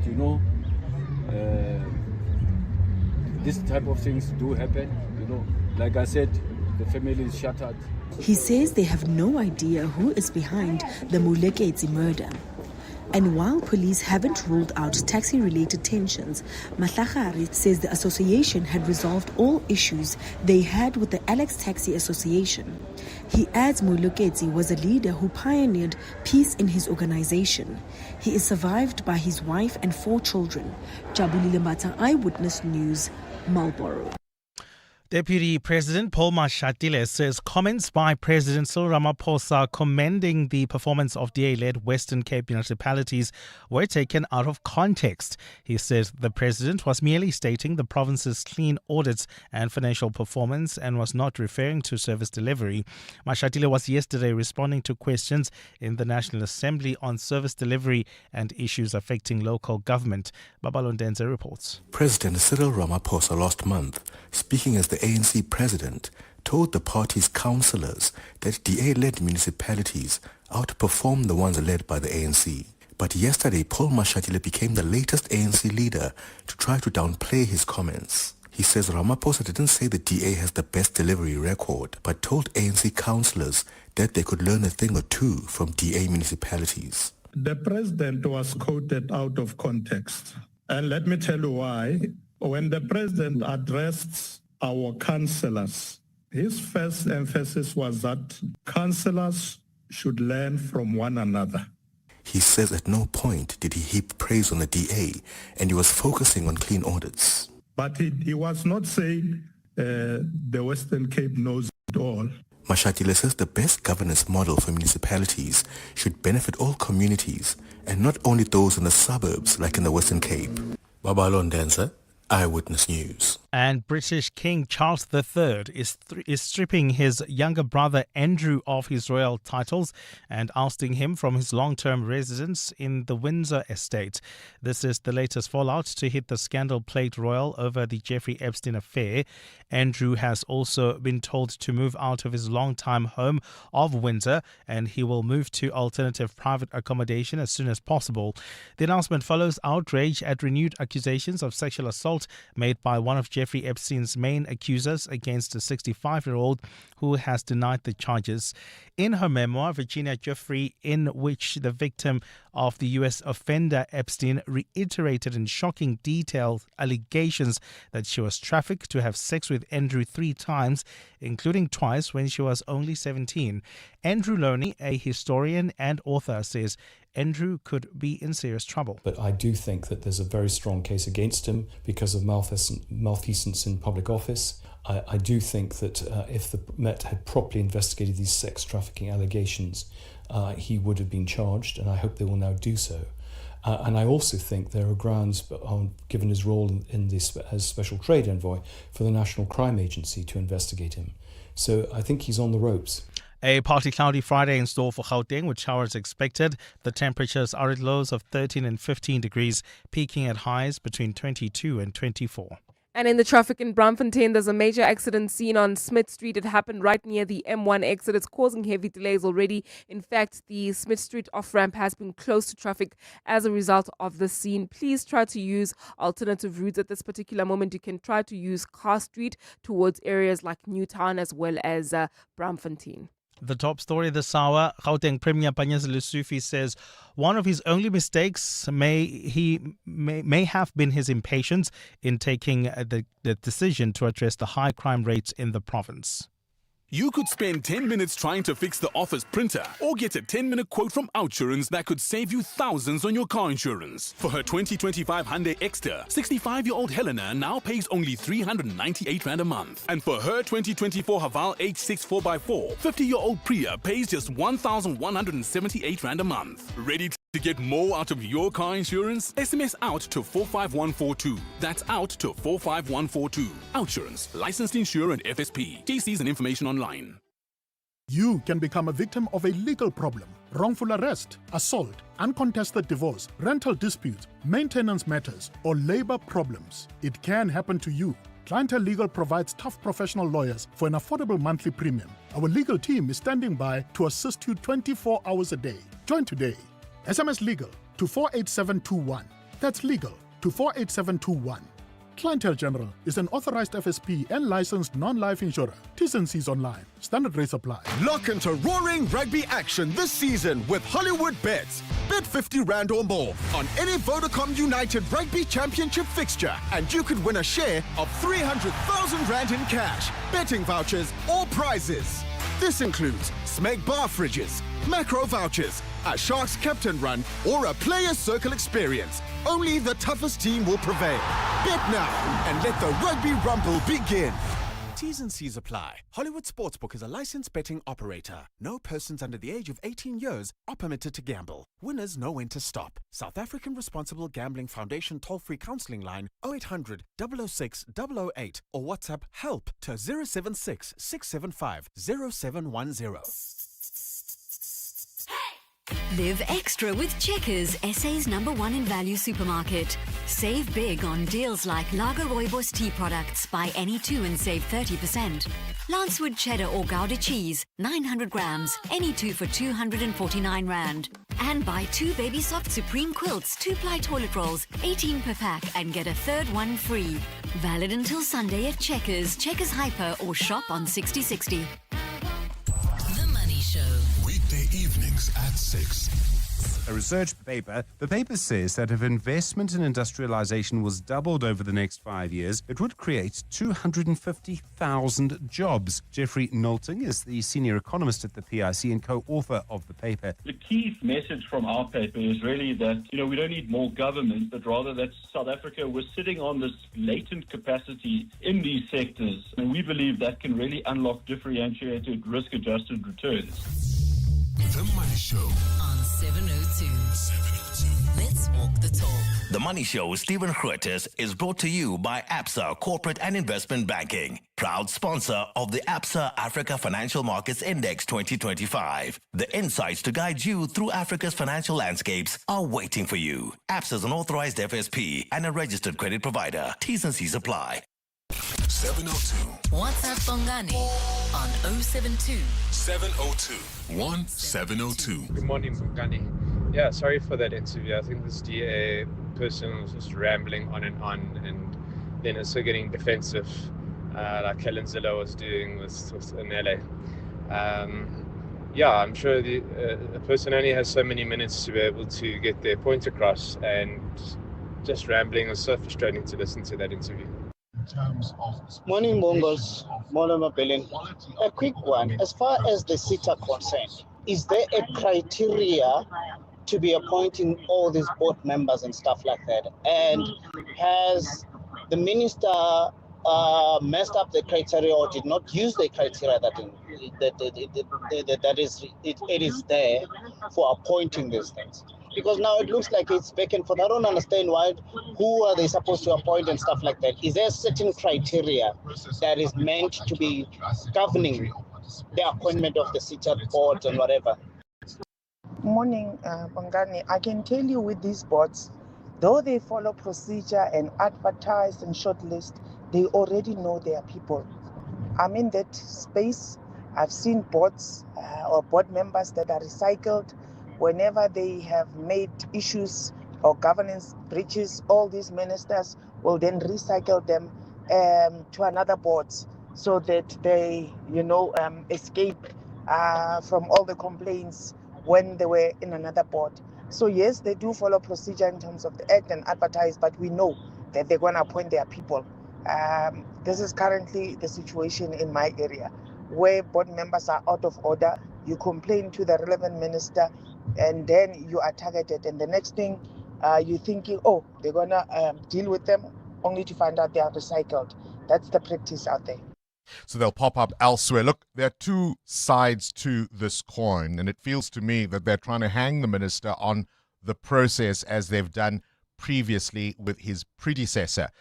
What I think needs to be looked at, whether you agree with the appointments or not, whether you like these people that have been chosen or not, is exactly that question of criteria in terms of minimum required standards. Again, let's not forget, we're talking about billions of rands in terms of the budgets that are allocated to these SETAs and the important work the SETAs must necessarily do and carry through.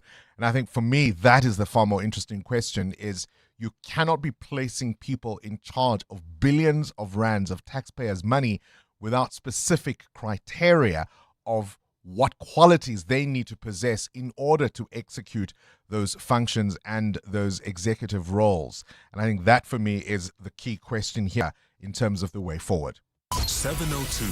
What's the question? What's the question is brought to you by Outsurance, a chance to win up to 3,000 Rand in cash. First 1,000 Rand for the answer, then later 2,000 Rand for the question. SMS out to 45142 now, and you could save on your car insurance. If you don't, ask Outsurance for 500 Rand. Today's answer comes from Furufelo, who is in Kempton. Furufelo, what is today's answer, please? Boomerang. Boomerang. Ooh, I see what you're doing there. Boomerang. That's a fantastic one, Furufelo. Tell me, have you got yourself a quote from Outsurance? Yes, I have. How about 1,000 Rand coming your way? All thanks to 702 and Outsurance. Thank you. All right, there you have it. Furufelo says today's answer is boomerang. What is the question? Call us if you know on 011 883 0702. EWN Sport. It's going to be a bumper sports weekend, this one, Cindy Paluta. At least because in Gauteng, of course, rain is predicted for most of the weekend. Yes. So all roads leading to Loftus tomorrow. Well, I want to hear what you think, because a friend of mine reminded me last night, Bobby Heaney, messaged me and he said, Bongani called it. He called India to beat Australia and South Africa to win their semi-final. And so now I want to hear from you. What is happening at Loftus tomorrow between Mamelodi Sundowns and Orlando Pirates, Bongani? Well, obviously, Pirates. Okay. Pirates has to come away Okay. with a victory. But how much? Listen, Sundowns has not had the easiest of seasons. Yeah. So my optimism isn't entirely misplaced. I think it'll be by a whisker. I think either a draw or a 1-goal advantage to Pirates. Okay. Putting my neck on the line. I'd go for it. I mean, like, literally, he messaged me and he's like, Bongani was right. I was like, okay, calm down. Bongani was taking a stab in the dark. See, you must listen to Bongani Cindy every now and again. Every now and again. Every wishful thinking will get you everywhere. So, yeah. So that's what it is here. 2 games tonight, though. Chiefs at Durban City and Sewelele hosting Sekhukhune. Banyana coach Desiree Ellis signed her new 4-year contract. She missed the recent WAFCON qualifiers as it was not finalised. Some Premier League action. Selected fixtures tomorrow. Leaders Arsenal at Burnley. Spurs host Chelsea. Liverpool plays Aston Villa. Proteas women will play India in the Cricket World Cup final on Sunday. India caused a major upset, beating defending champions Australia by 5 wickets, chasing down a World Cup target of 339. Jemima Rodriguez, the hero, with an unbeaten 127. She was dropped for the last World Cup. This year I came in, I thought, okay, I'll try, and I was in good form, let's take it more. But things back to back just kept happening and I couldn't control anything. I had such amazing people around me who believed in me. I've almost cried every day. I was not doing well mentally, going through a lot of anxiety. Then being dropped was another challenge for me. But I think all I had to do was show up and God just took everything. It's been an indication, I think, on both teams that have made it to final, the idea of mental strength and really sort of going against the grain. I don't want us to lose against India, of course, but I think as the hosts, it's an easier one to swallow than if we were to lose to the Aussies. Do you know what I mean? Yeah. So in a scenario of who would you most like to lose to? Yes. Out of Australia, England, and India, I would. Yeah, because there's the crowd, there's all of that going in the background. But of course, we're going to make history this weekend. Sunday's going to be amazing. We're going to make history this weekend. Take it from me. Bobby Heaney, take it from me. The Proteas men play Pakistan the second T20 today. That's at 5 p.m. Proteas lead the series 1-0. Springboks take on Japan tomorrow at Wembley. Jesse Creel on where he thinks the game will be decided. I think definitely aerially. I think there's going to be a massive battle in the air, and then I think at the breakdown as well. I think those 2 points will really decide this game and allow teams to play how they want to. So I think those are going to be the 2 big areas of this game. Kickoff is at 6:10. The All Blacks made 4 changes to face Ireland in Chicago. Ethan de Groot is back. Fabian Holland replaces injured Vai. Caleb Clark's on the left wing and Bowden Barrett replaces Mackenzie at 10. And at the Paris Masters Tennis, the 4th seed Taylor Fritz was knocked out by the 13th seed Bublik in straight sets, 7-6, 6-2. All the other top 10 seeds advanced, including Sinner, Zverev, Shelton and de Minaur. Cindy Paluta, Eyewitness News Sport. Clement Maniatella. Weekday mornings, 9 to 12. 9 to 12. The industry has changed from the time when you got into it. Yeah. And I wonder what your reflections are, because sometimes when I speak to like quote unquote veteran actors, they often complain about the new breed of actors that are coming up that are more popular on social media, but they're not really actors. That's the thing. I mean, you spoke about dumbing down the writing. You know, it's part of those things. When, producers come up to you and they will tell you or force you to hire someone because they are popular on social media, it becomes something else. And then you get into that and it becomes really frustrating because the old guard like us, we kind of feel like you're taking this for granted. Award-winning actor Rapulana Sipemo. Clements Maniatella. 9 to 12 on 702. It's time to hit the streets and show what you're made of. The Discovery Vitality Chicken Run, flavored by Nando's, is on Saturday, 8 November at 5 p.m. It's pure city magic, reimagined and revitalized through Josie My Josie. There's 5K for fun, 10K for bragging rights. Now, if you've sprinted for a taxi, dodged potholes, or climbed stairs when power was out, remember that? Well, you're trained. Getting there is easy. It's via the Gautrain to Park Station, then a free Prasa train to Ellis Park. Lace up shop and enter now at racepass.com. If this ad caught your ear, imagine what Prime Media can do for your business. With South Africa's leading media company, your message reaches the right audiences across radio, digital audio, video, and display. The Prime Impact Sales Event is coming to Joburg 3 to 7 November and Cape Town 10 to 13 November. Register today for a free demo commercial, a custom campaign, and unbeatable annual partnerships. Seats are limited. Secure yours now at primeimpact.co.za. You could do do something first and still be doing it wrong. What hurts is sprinting but never making it to the finish line. Quit going in the wrong direction because with Sunny Sixt, you can rent here and globally. Other car rental companies only have a vision to try harder. We actually deliver. While they leave you feeling blue, our budget and vibe match yours.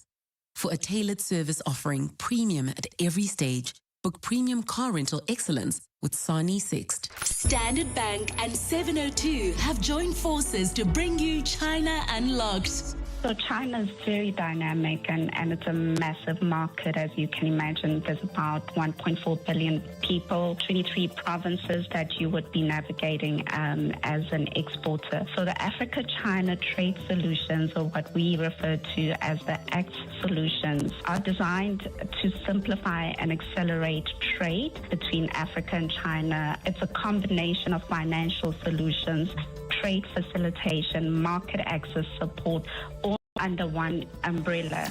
Don't miss China Unlocked on 702 Drive with John Perlman. Tuesdays on 702. Brought to you by Standard Bank Business and Commercial, an authorized FSP and registered credit provider. EWN Traffic. All right, this EWN Traffic is brought to you by Citroen. Buy an A-Cross from 279,000 Rand or a C3 from 262,000 Rand with a service plan and get a 4-month payment holiday. Visit citroen.co.za. T's and C's apply. What's happening on Smith Street? Bongani, there's an accident along this route. It's right near the M1 exit. It's causing heavy traffic volumes. Please be on the lookout there and try to avoid as much as you can. Please try to use Car Street towards Braamfontein as well as Newtown as a result. We've got delays as well on the Mike 1 North between Boysons and Car Street. There's also queuing traffic on the M2 West between Harderberg Road and the Crown Interchange. While traveling on the N3 North, queuing traffic between Marlborough Drive and the Baklu Interchange. Please be on the lookout there and drive with care. More updates coming up. Stay tuned. There's more EWN on air, online, and on the EWN app. Picturing your life in a Citroen A-Cross SUV? Wait, did you just pause the ad? Yep, practicing for your car payments. Ah, I get it. 4 months, no payments, like a holiday for my wallet. Press pause on payments and play on life. Get a 4-month payment holiday when you buy the Citroen A-Cross SUV with 10-inch HD touchscreen, warranty and service plan from 281,500. Visit citroen.co.za. T's and C's apply. 702. What's the question? For 2,000 Rand in cash, all thanks to Outsurance. Please tell me what's the question. If the answer is boomerang, let's go to the lines and let's try Zintle in Boksburg. Zintle, what's the question?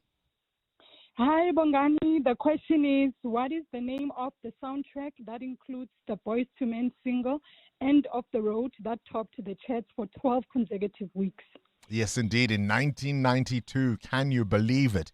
It was only replaced at the top of the chart by Whitney Houston's I Will Always Love You, which then went on for a record 14 weeks.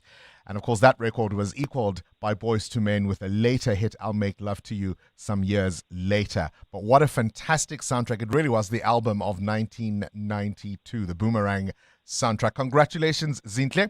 You've won yourself 2,000 Rand in cash, all thanks to Outsurance and 702. And in case you don't remember the Boomerang soundtrack, here are a few memories down the line. Remind you.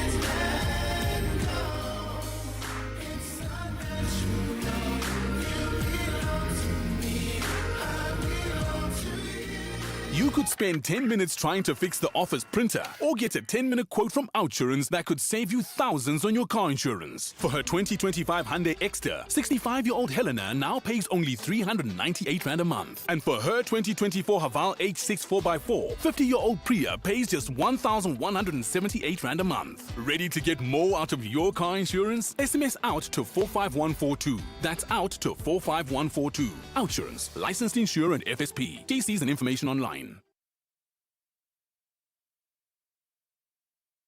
Who says everyday driving can't be très chic? Rent premium with Sani Sixt now. Own the stylish Citroen C3 later. Yes, that's 3 cars, 3 months, 3 chances to say ooh la la. Just book directly on sani.co.za. Call us or rent at any branch between 1 November and 31 January, and you're automatically entered into the draw. Bon voyage with Sani Sixt and win. T's and C's apply. Don't just hear the roar, feel it live. DP World Lions unleashing their legacy of champions in the explosive T20 Challenge.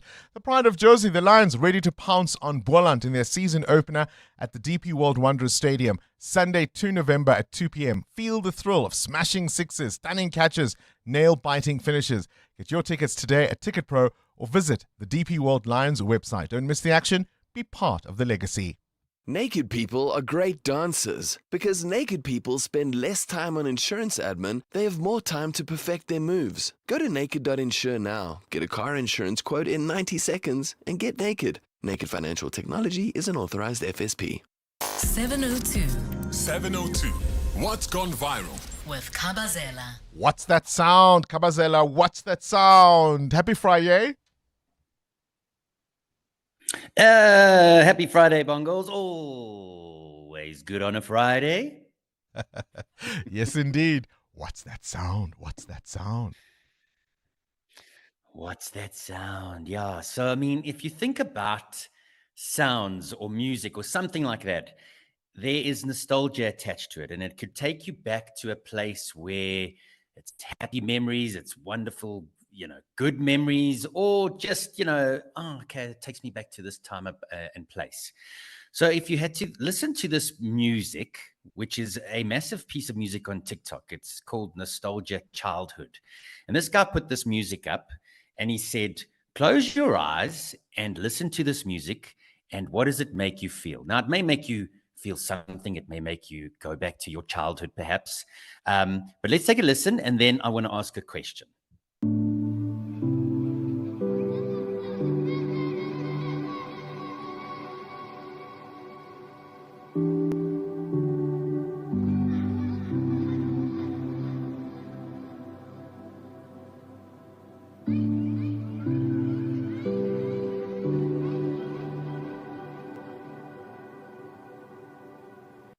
Oh, man.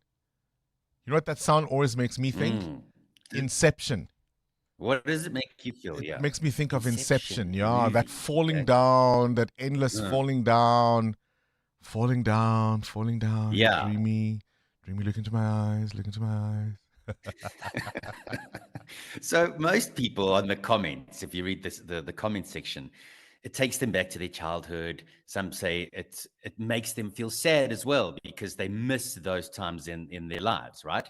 So that's that. But now I wanted to ask our listeners and 702 family individually, what sounds or music makes you feel nostalgic?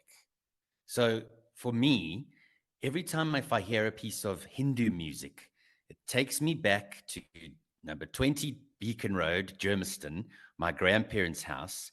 And if I slept there on a Saturday night, I'd wake up hearing Hindu music on a Sunday morning because my grandfather would have that playing on Sunday mornings. Oh, wow. And that just straight back to their home. So if I hear a piece of Hindu music, that's where it transports me. Soulful Sundays always take me back to my childhood and the cleaning of the stoop and the sweeping of the yard and neighbors with speakers outside on the veranda and everybody listening to the same thing. And of course, a car would pop by with even bigger speakers and a bigger boom. What music makes you feel nostalgic, or what sound makes you feel nostalgic, and what is it for? Let us know. 702 podcasts are on 702.co.za. Coming up, a chance for you to win some cash in the Absa Swiper Vault. Up to 30,000 Rand is up for grabs. What we want you to do is to WhatsApp hashtag to Absa. I'm mucking that up. WhatsApp hashtag Absa Swiper Rewards to 067 384 0022. And we could call you to play the Absa Swiper Vault. This is EWN. Teachers and nurses could be compelled to report statutory rape, and the scaling down of refugees in the US is described as erasing history. Good morning, I'm Sfiso Zulu. Parliament will today start an inquiry into statutory rape with the view to recommend legislative changes to the Sexual Offences Acts, including mandatory reporting by teachers and nurses. The inquiry stems from a motion by the EFF originally tabled in the National Assembly last year in August and revived earlier this year after the 5 committees tasked with the job could not meet the March deadline to hold public hearings. Lindsay Dentlinger reports. Today, the Portfolio Committee on Women, Youth and Persons with Disabilities will start 2 days of engagements in Johannesburg to determine the prevalence of rape among young girls and the challenges in reporting such incidences and the accuracy of data. Other objectives of the hearings are to understand the requirements and challenges of mandatory reporting and to determine necessary measures to enforce this. Committee Chairperson Liesel van der Merwe says the hearings will also serve to raise awareness.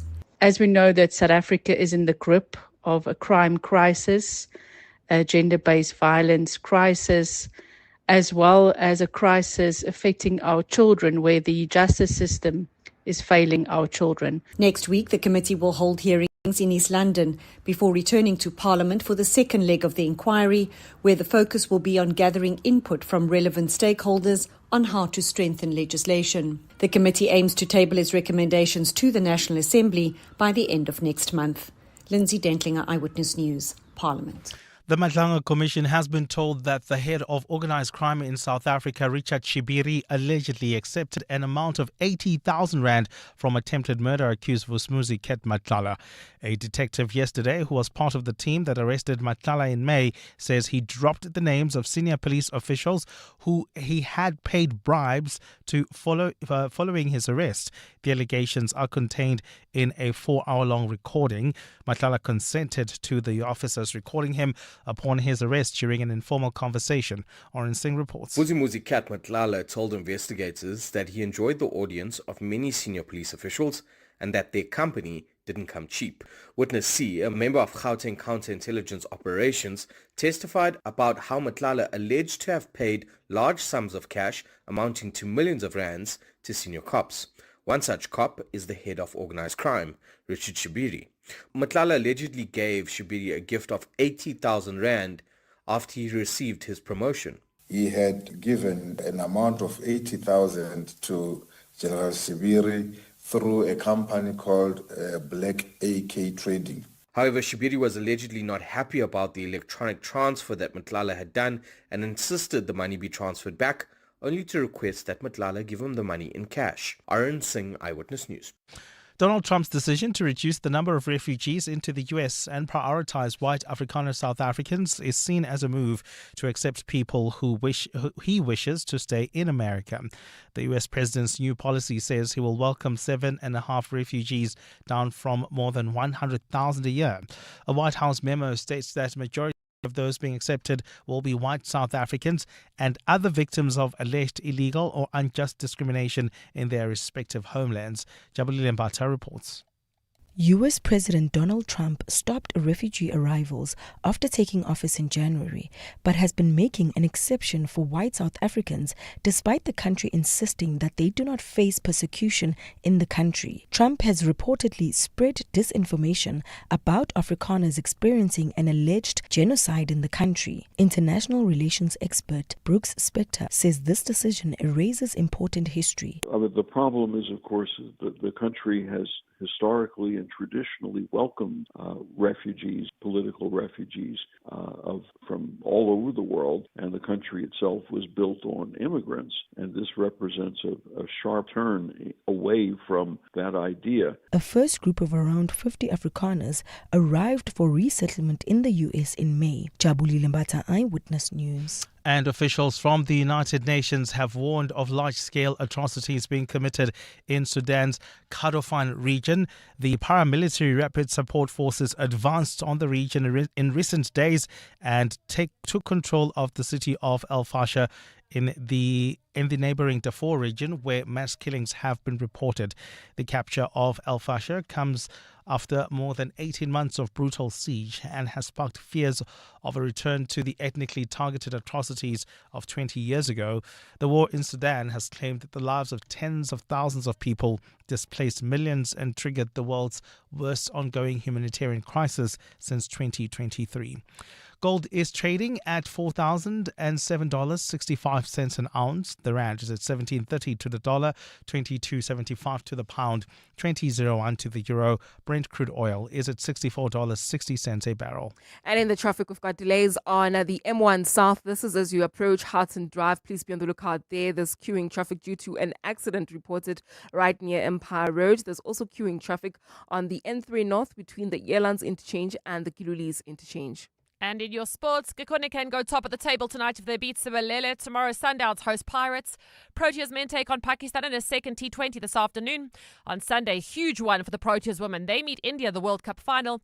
And kickoff between the Springboks and Japan tomorrow is 6:10. A partly cloudy Friday in store for Gauteng with afternoon thundershowers expected. The temperatures will peak at highs between 22 and 24 degrees. The top story in EWN this hour. Parliament will today start an inquiry into statutory rape with the view to recommend legislative changes to Sexual Offences Act, including mandatory reporting by teachers and nurses. EWN, in touch, in tune, and independent. For the latest, visit ewn.co.za or download the EWN app. This is Breakfast with Bongani Bingwa on 702. Let's walk the talk.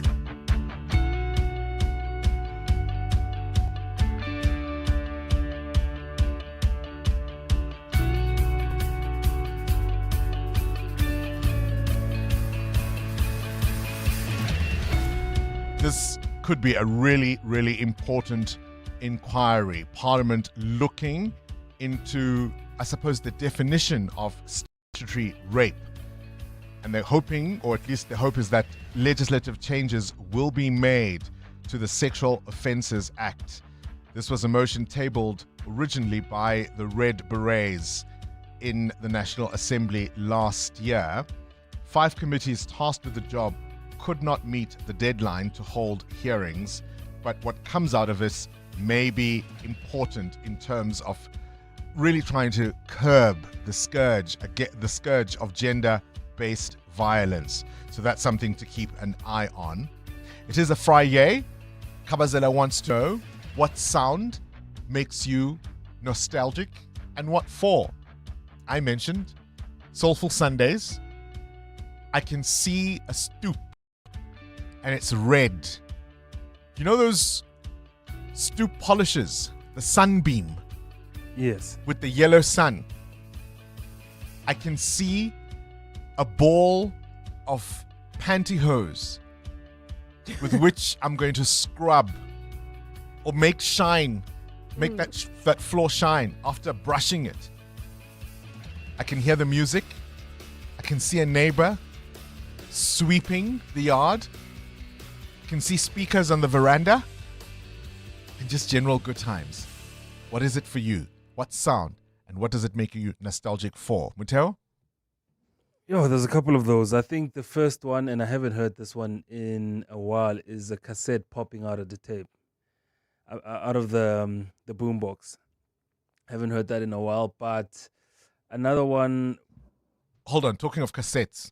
Can you not hear the sound when of either a toothbrush or a pen as you twirl the cassette around? To rewind, yeah. Right? I can hear that sound. And no, there was a dial tone on Microsoft when you switched on the computer. I don't know if you remember it. Now when you switch it on, there's no sound. Yeah. And the way computers like the Pentium It was like a phone, almost like a phone sound, right? Yeah, it was like one monotone. Yeah, I remember that. It on. Those I don't know if it makes me nostalgic though.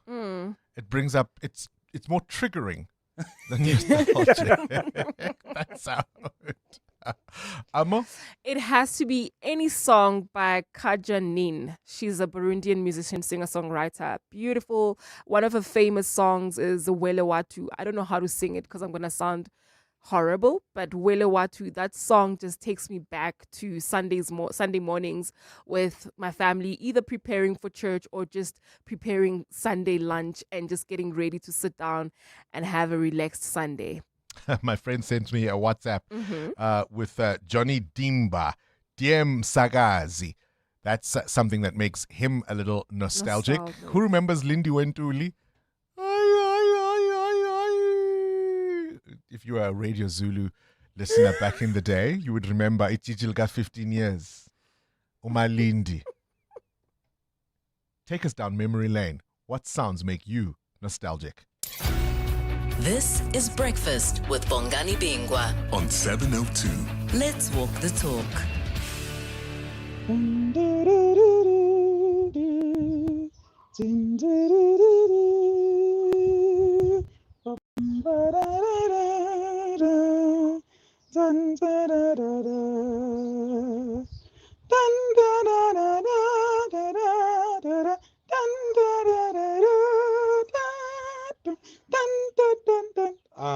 Bongani, you know the Chariots of Fire. It takes me to, I don't know what place, the place which I've never been, or maybe it's the place I want to be.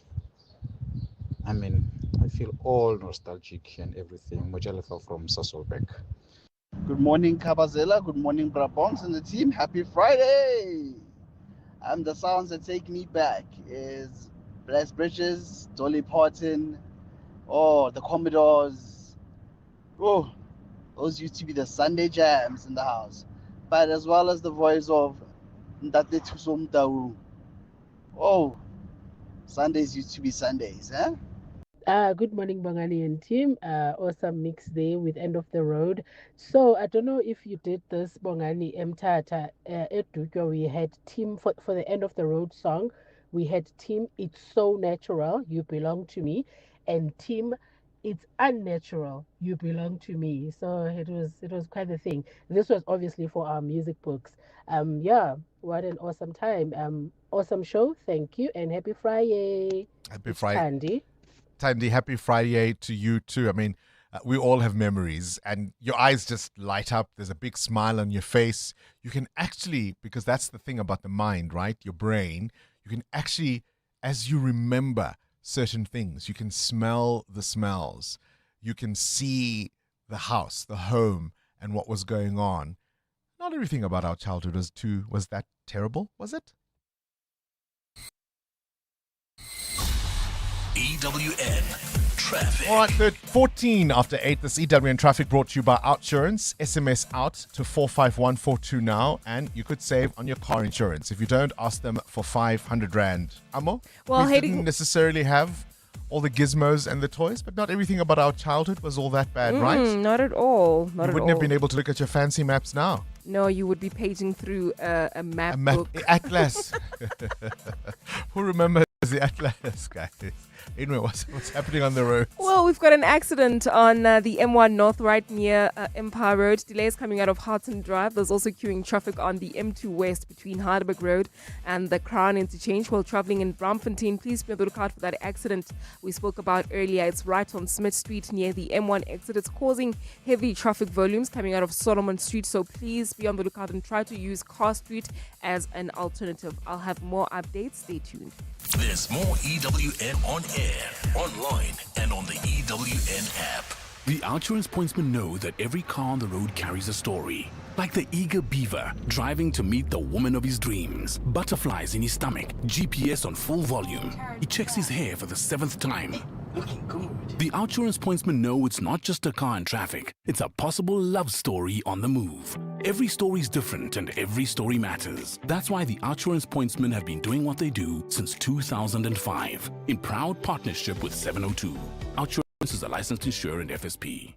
The Midday Report. Weekdays, 12 to 1. The High Court in Pietermaritzburg set to make a judgment on the reopened inquest into the death of the former ANC President General Chief Albert Lutuli. So do we have a decision there? The KwaZulu-Natal High Court has officially declared that Chief Albert Lutuli was beaten to death by apartheid police. Big breaking news. The former ANC leader Chief Albert Lutuli, who died in 1967. The death was not in fact an accident, but was the result of a beating. The Midday Report With Mandy Wiener. 12 to 1 on 702. 702. You could do something first and still be doing it wrong. What hurts is sprinting but never making it to the finish line. Quit going in the wrong direction because with Sunny Sixt, you can rent here and globally. Other car rental companies only have a vision to try harder. We actually deliver. While they leave you feeling blue, our budget and vibe match yours. For a tailored service offering premium at every stage, book premium car rental excellence with Sani Sixt. Hey Queens, listen up. It's time for the 5th annual Nomzamo Lighthouse Foundation Empowering Her Seminar and Business Awards. Proudly powered by the Hollywood Foundation, and we're calling on your entries. From township startups to industry-defining pioneers, the Empowering Her Awards celebrate the very best of SA's business minds, and now it's your turn to shine. Are you a woman who's passionate and committed to building a business that's changing your community? Are you looking to inspire other women just like you to dream beyond their limits? Well, this is just the right avenue for you. Visit www.hollywoodfoundation.co.za to submit your entry before 31 October 2025 and make the world your stage. T's and C's apply. At this time of year, there's lots to celebrate, and a braai is such a great way to do that. Pesto Princess has fresh chimichurri sauce for your steak and buri, basil pesto for your braai broodjies, and hummus to snack on. You'll find it all at Spar, Checkers and Pick n Pay, or visit pesto.co.za. Pesto Princess is celebrating too, 25 years in business. I'm the founder, Kathleen, and I want to thank you for choosing our fresh products for your family gatherings.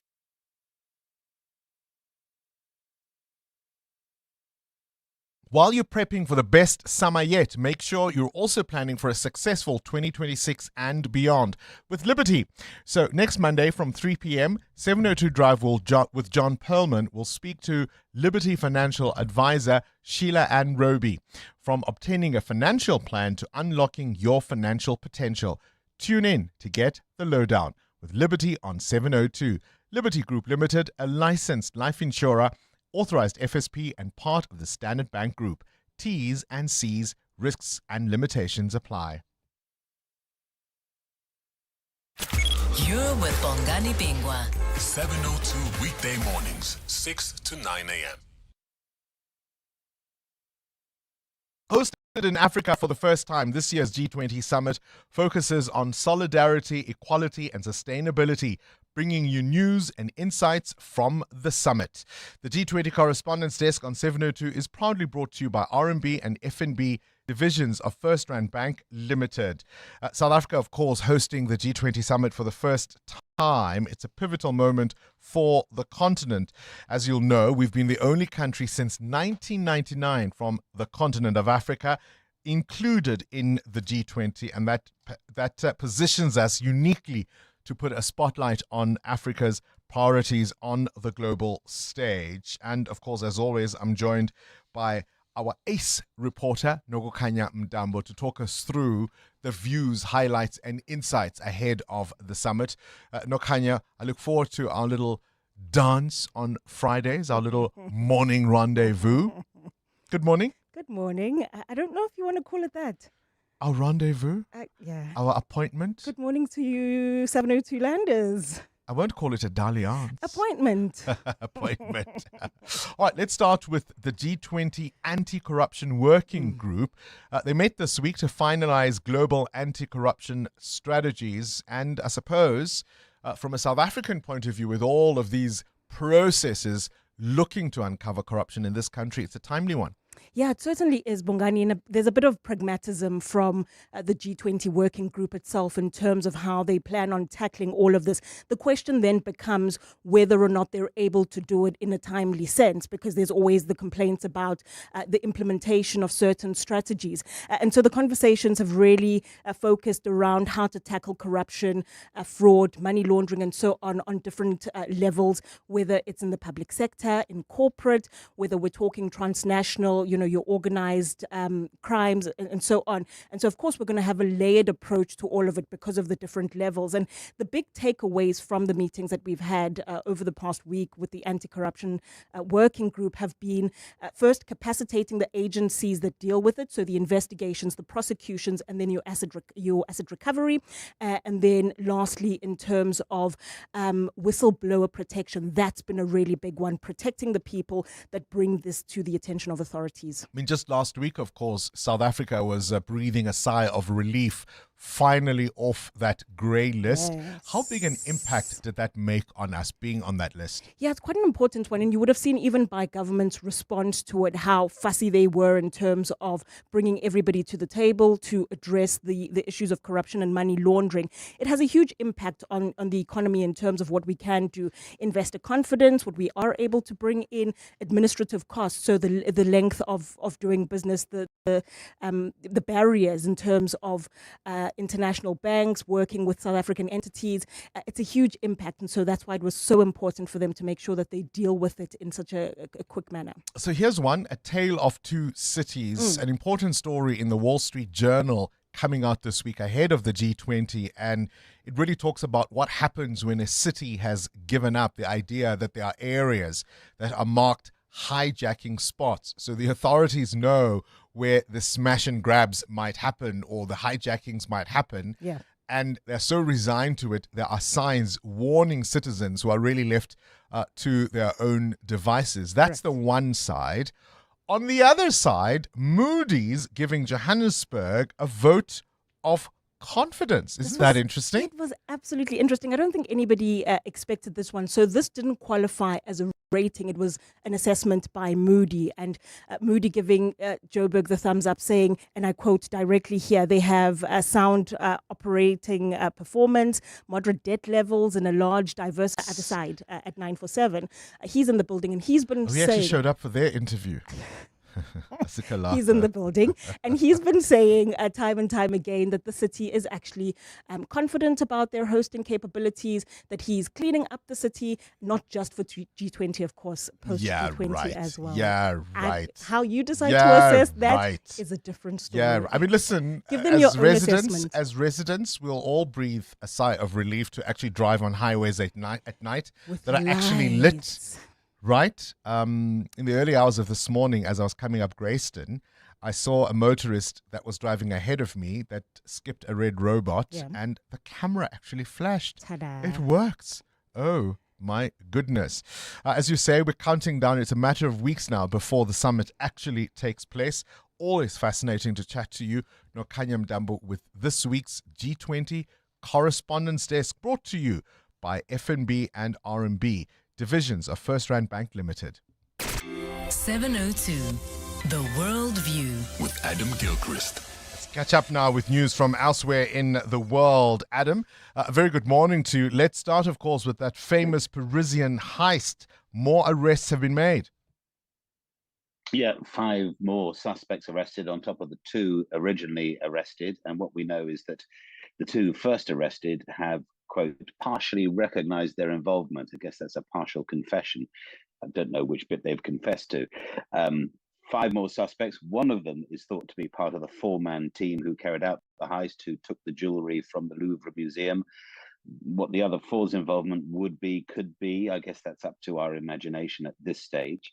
We know that phones and other objects were found. It was a coordinated series of raids in the suburbs of Paris. That they had also, the police managed to study some encrypted messages. So a bit of code breaking. You kind of want a bit of code breaking in a story like this, don't you? The 4th suspected Louvre raider, though, has not yet been caught. So there's still an element of the who and the how, and who were they doing it for, and was there a Mr. Big? All those questions unanswered so far. If I think, of course, that the Louvre also hosts the Regent Diamond, discovered in India in the 17th century, I think it was. Some might say it's really rich that this has happened to them. Now, Adam, let's talk about, are we back to the Cold War era? An arms race, the US and Russia making some big announcements. Yeah, it was only the other day we were talking about the supposedly unstoppable Burevestnik cruise missile tested by Russia and trumpeted by, unfortunate use of that word, perhaps trumpeted by Vladimir Putin.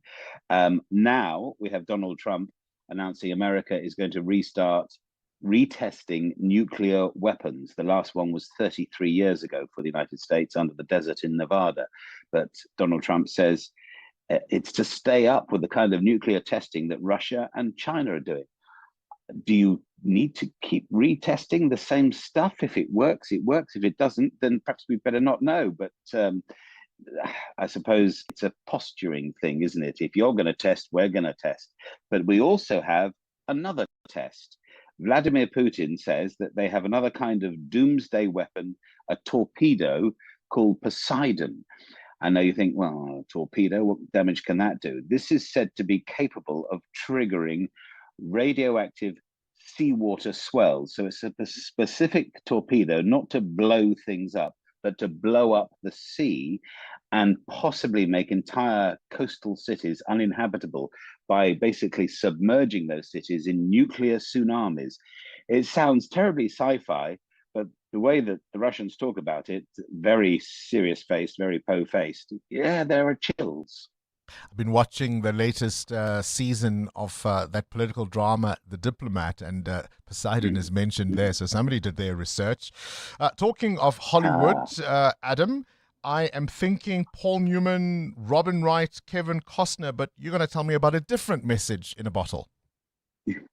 Yes, in this case, two messages in a bottle, indeed, written by two Australian soldiers in 1916, and Private Malcolm Neville and Private William Harley. They were off to the First World War, off to the Western Frontier. They were on a more or less 6-week boat trip from Australia as they set out, and they had this bright idea, some few days, anyway, off the coast of Australia, that they would put their messages in a bottle. One wrote to his mother, just talked about how the food's really good and they're happy as Larry.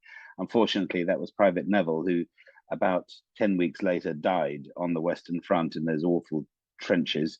The other, though, survived the First World War, Private William Harley, and returned to his family, etc., etc.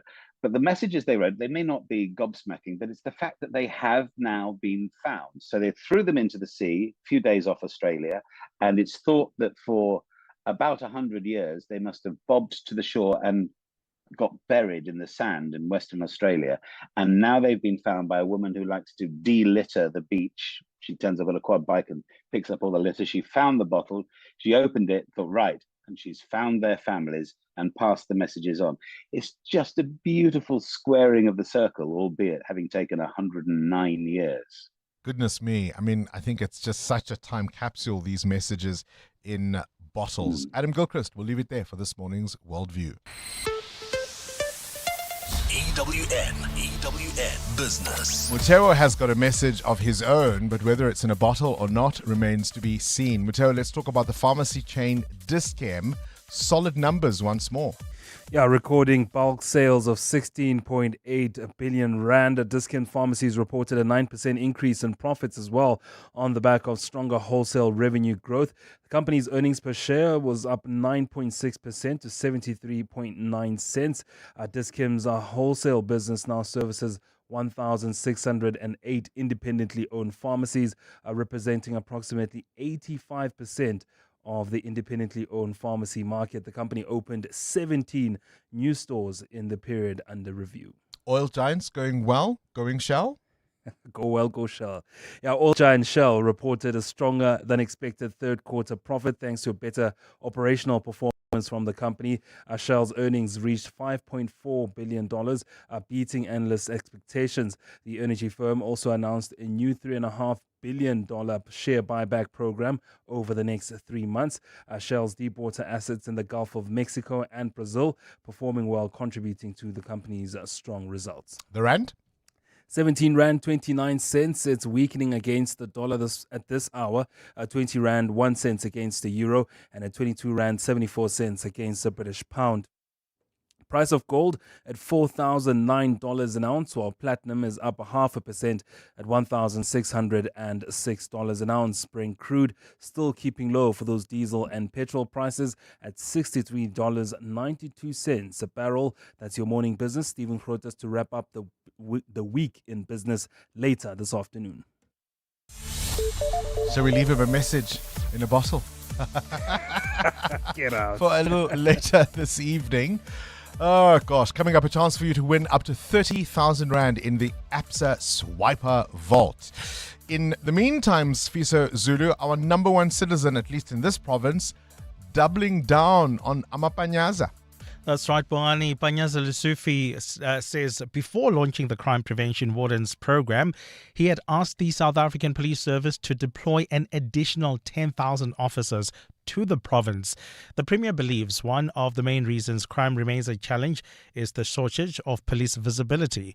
He introduced the wardens in 2023 to help address street-level and petty crimes, but the program was disbanded last week after it was found to have been established without legal authority. Alfara Mushwana reports. Gauteng Premier Panyaza Lesufi says he established the Crime Prevention Wardens as a Plan B after the South African Police Service declined his request to deploy 10,000 additional officers to the province. He says he had informed then Police Minister Bheki Cele that the officers' salaries would be covered by the Gauteng government's budget and not that of SAPS. When my offer to have 10,000 policemen paid by us as a provincial was declined, we have to go to Plan B. Because all these resources are there now. The cameras are there, the helicopters are there, the CCTV cameras are there. But you have this thing that you don't have foot soldiers that can respond. Lesufi says his sole intention was to improve police visibility. He claims to have approached both the Justice Minister and the Police Minister, arguing that the law permits the establishment of such a unit. However, in a recent report, the Public Protector begged to differ. Alfa Ramshwana, Eyewitness News. Deputy President Paul Mashatile says if municipalities did a better job at ensuring communities are all connected to the electricity grid, it would eliminate criminal networks capitalizing on poor people through illegal connections. Answering questions in the National Assembly yesterday, Mashatile said by the end of July, debt owing to Eskom had reached 102 billion rand. Eskom estimates this figure could reach 300 billion rand by 2030 if there's no urgent intervention. Lindsay Dentlinker reports. Deputy President Paul Mashatile says although there's resistance to prepaid meters, it would allow for better debt management and for consumers to only buy what they can afford. Mashatile says if municipalities continue to supply electricity in the hope that consumers will pay, it will not be able to come out of the debt spiral. People must access electricity as they afford it, and then we make it affordable for indigents in line with the policy. Mashatile says while it's not disputed that electricity in South Africa is expensive, those behind illegal connections are in fact stealing from communities. But if we don't connect them, there is a yoga comes. They connect them, they charge them, but that money won't go to Eskom. Mashatile says municipalities need a proper indigent policy because these are known to have been abused in the past. Lindsay Dentlinger, Eyewitness News, Parliament. Acting Gauteng Police Commissioner Fred Kekana is calling for taxi associations to stop dealing with differences through violence. Molefe Mweleketsi, chairperson of the Alexandra Midrand Randburg Sandton Association, was shot dead yesterday in Marlborough in the latest attack. One of his 4 bodyguards travelling in another car ahead of him was also killed. Jabulile Mbata reports. Acting Gauteng Police Commissioner Fred Kekana says while the motive of the killing has not been ruled out to be as a result of taxi-related tensions, the industry's history with violence needs to come to an end. The Amster Association yesterday also said they were caught off guard by the attack because they had recently smoked the peace pipe with their competitor, the Alexandra Taxi Association. Acting Gauteng Police Commissioner Fred Kekana. will appeal to all the taxi organizations and associations involved in war or attacks or assassination. It's not the right route and way to go. Please, there is mother bodies of each and every taxi organization. Let's engage. Kekana says that the other issues should be raised with the Department of Transport. Jabulile Mbata, Eyewitness News, Marlborough. A partly cloudy Friday in store for Gauteng with afternoon thundershowers expected. The temperatures will peak at highs between 22 and 24 degrees. And in the traffic, we've got delays on the M1 South. This is between Halton Drive and Empire Roads due to an accident. There's also queuing traffic on the M2 West between Heidelberg Road and the Crown Interchange while travelling on the N3 North. Please be on the lookout for roadworks taking place between Marlborough Drive and the Baklu Interchange. The top story this hour, Premier Lufi believes one of the main reasons crime remains a challenge in the province is due to the shortage of police visibility. Naked people always get dessert. Because naked people spend less money on insurance premiums, they've got more money for malva pudding, or cheesecake, or both. With Naked, you can cover your car, home, and stuff in seconds. And because it's all online, it also costs less. Go to naked.insure now, get a car insurance quote in 90 seconds, and start treating yourself like naked people. Naked Financial Technology is an authorized FSP. Get naked. At Premier Hotels and Resorts, business travelers staying alone enjoy a complimentary drink every night of their stay. So, whatever your tipple.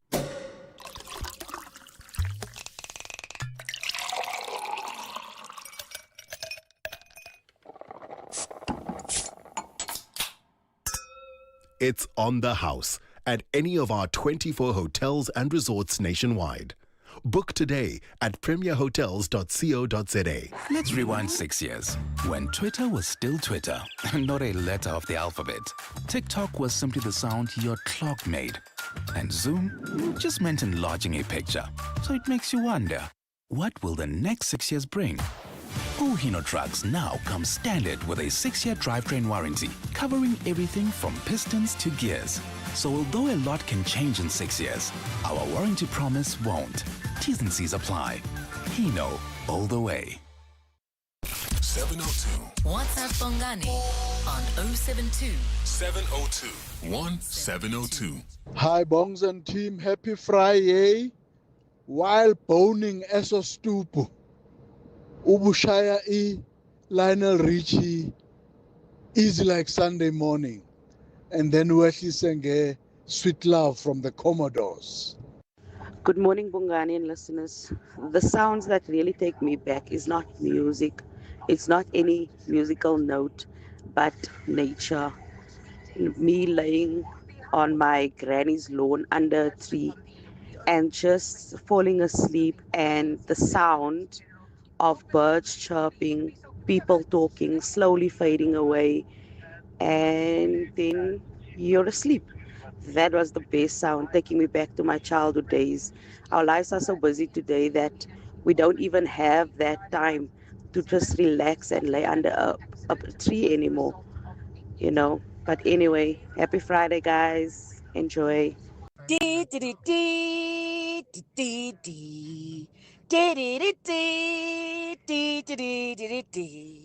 morning, Bongani and the team. Typo from Leonde. Sinako Dance Band. Yeah, I remember. Great show is always back, guys. Good morning, Bongani and the team. Theo here from Etuduza. Mine would be the sound of Kenny G when the neighbor has put the what we used to call techniques speakers outside there at the stoop, and they would be actually doing garden and putting all the spade and all the garden utensils and just pampering their garden, but you'd listen to Kenny G's sound at the speakers of techniques. Yo, happy Friday. Morning, Bongani. Sounds that make me nostalgic.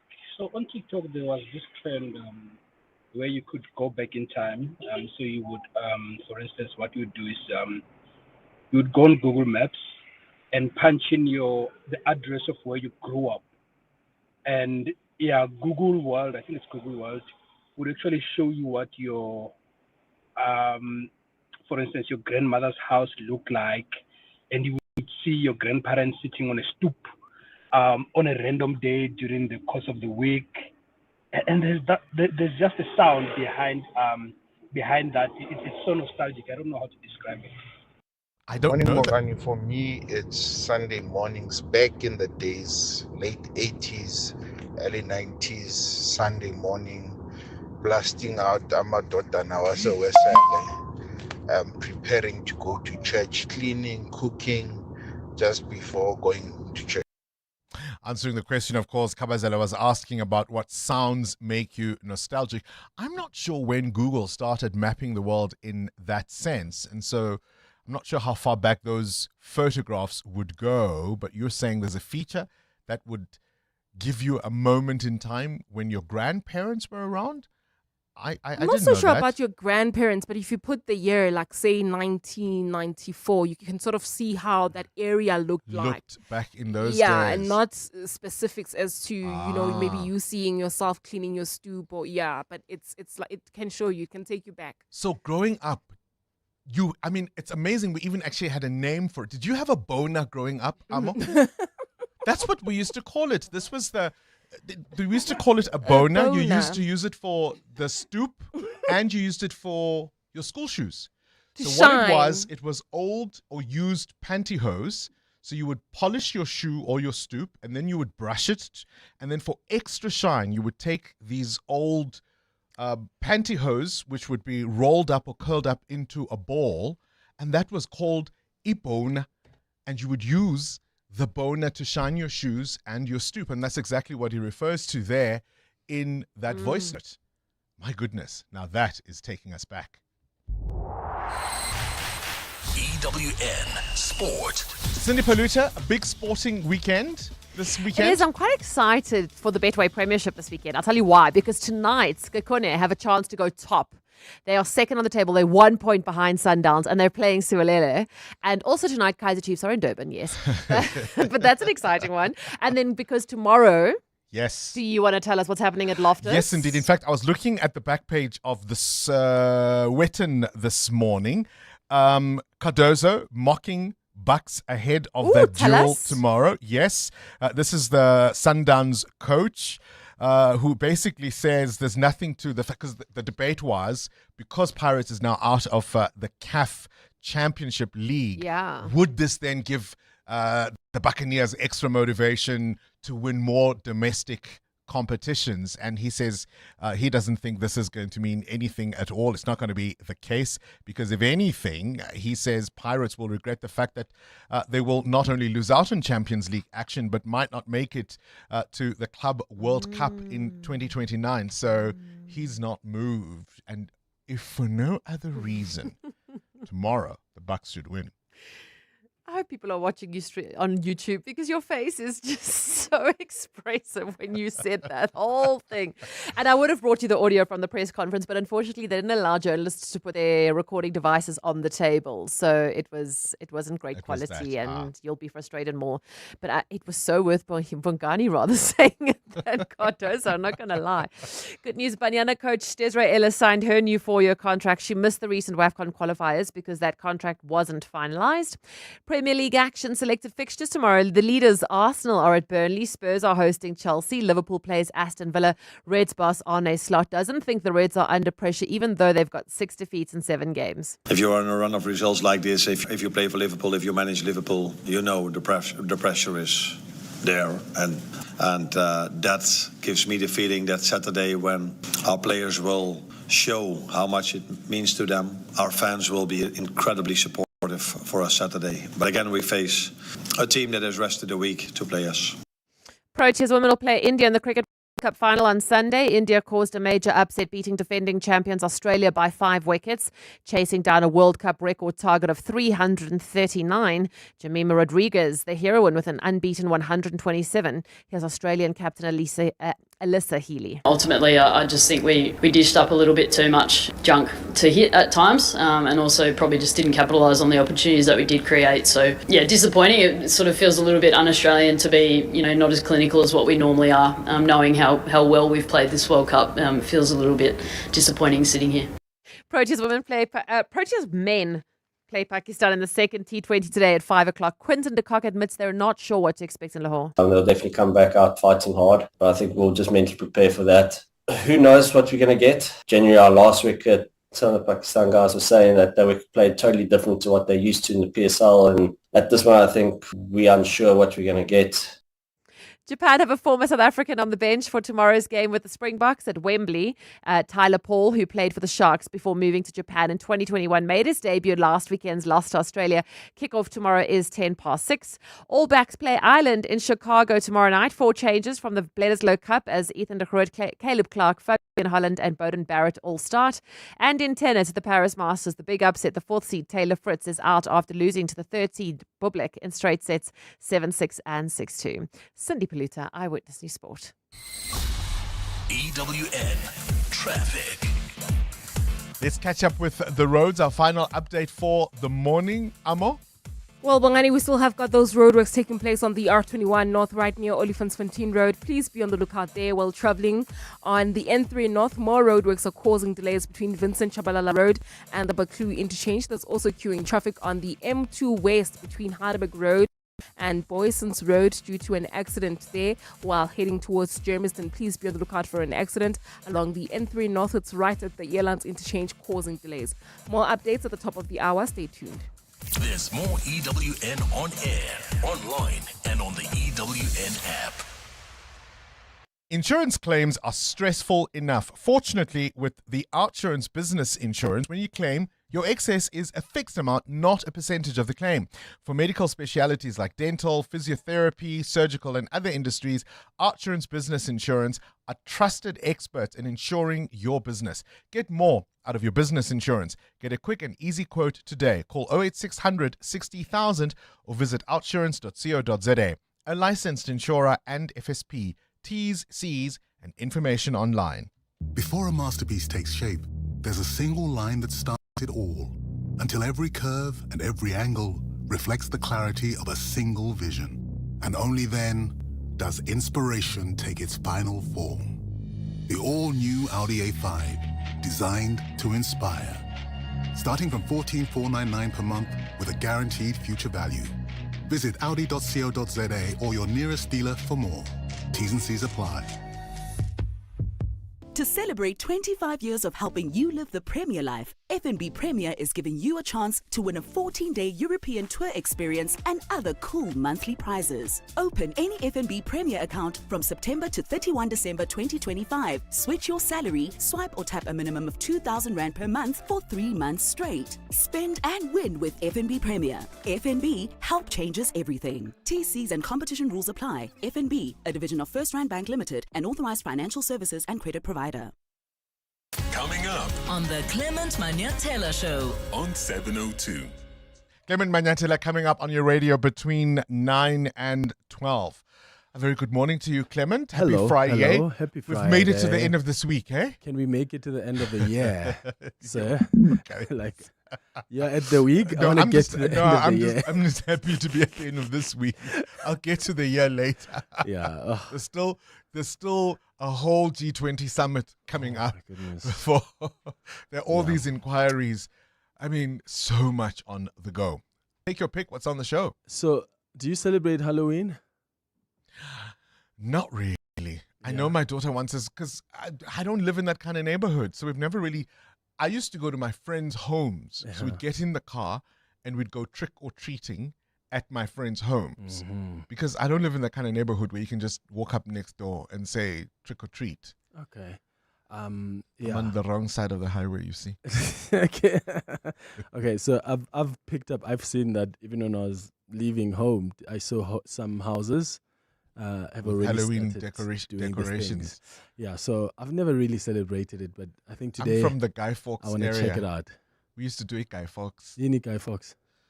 It's like it's a long story. But it's like a British English colonial passed down to us version of Halloween. Halloween, But okay. there'd be fireworks and all of that. You still dress up funny? No. And scary? No. Okay. So we'll chat about that. I'm interested to hear if we've got listeners who still celebrate that and how they're doing it. And then we're also going to talk about what we heard from the Madlanga Commission yesterday. But there's an element I'm more interested in. How cautious are you? And, how cautious are you about the people you associate with? Because sometimes that can be the end of your career. You just don't know always. You never know. Yeah, right? I mean, but you when hang out you with know, Clement Manyatela. and then the next thing, Clement. You just don't know. But also, as soon as you know, like, do you change? Our politicians don't care. Come on. Yeah. They don't care. I mean, Paul Mashatile Louis went. Liebenberg. Mm-hmm. Paul Mashatile and Mazotti. Right. Edwin Sodi. They don't care. Yeah, they don't. So we'll be asking that as well on the open line. But between 10 and 11 o'clock, we do our Across the Desk feature. Today I'm hosting dermatologists on Across the Desk. And then at 11 o'clock, we do our relationship feature. Today we're discussing marriage burnout.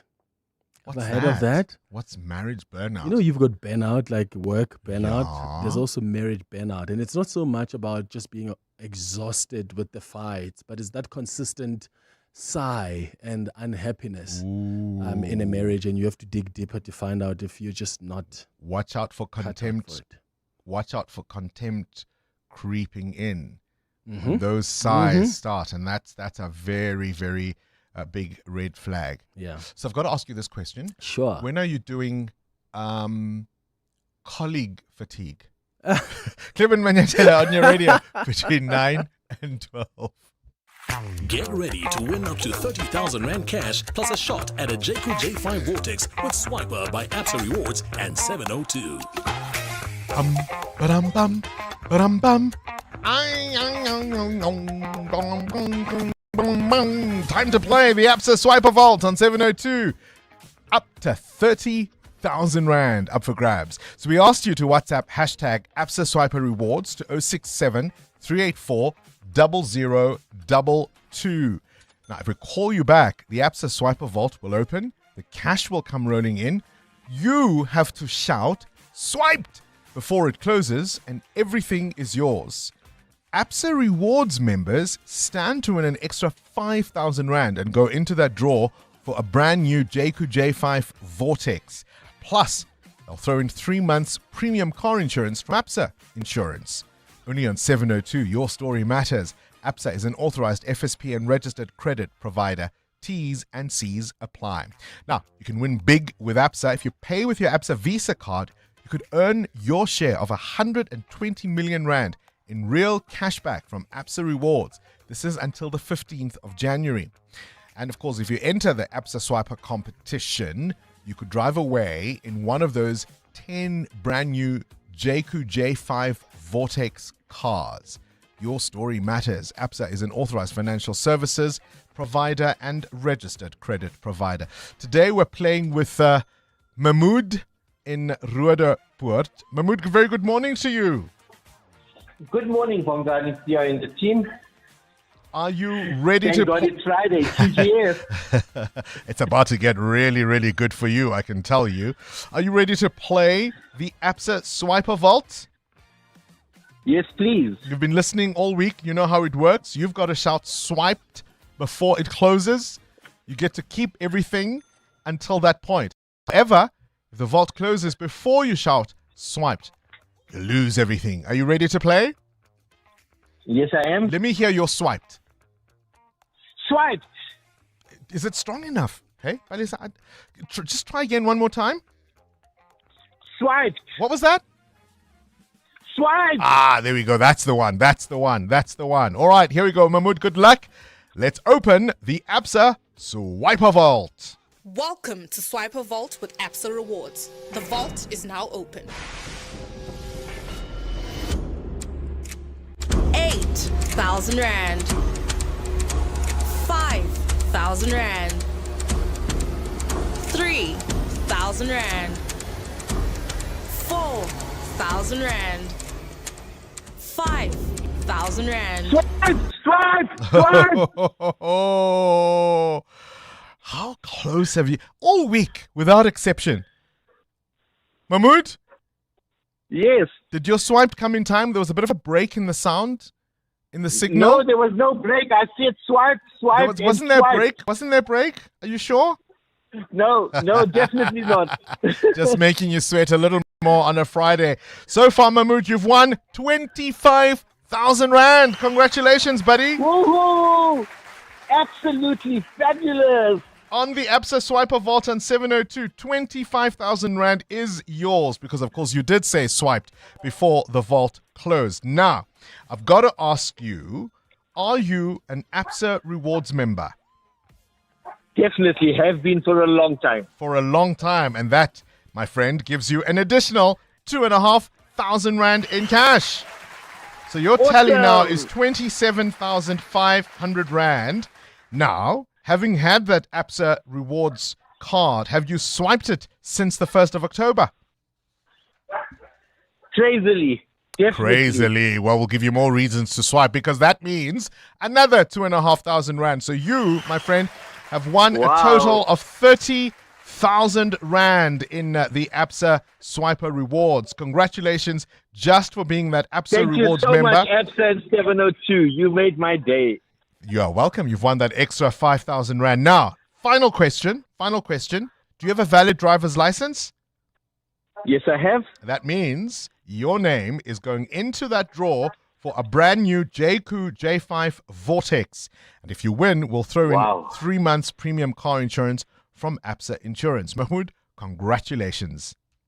Thank you so much, Bongani, Sia, and the team. Congratulations to Mahmood. They're playing the Absa Swiper Vault for us this morning in Ruadepoort. Thank you for swiping. Swiper Vault now closed. You're with Bongani Bingwa. 702 weekday mornings, 6 to 9 a.m. We belong together, and you know that I'm right. Why do you play with my heart? Why do you play with my mind? You said we'd be forever, said it never died. How could you love me and leave me and never say goodbye? When I can't sleep at night without holding you tight, girl, each time I try, I just break down and die. Pain in my head, oh, I'd rather be dead, spinning around and around. Although we come to the end of the road, still I can't let go. It's unnatural. You belong to me, I belong to you.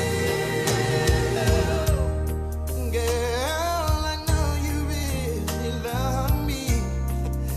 You just don't realize you've never been there before. It's only your first time. Maybe I'll forgive you.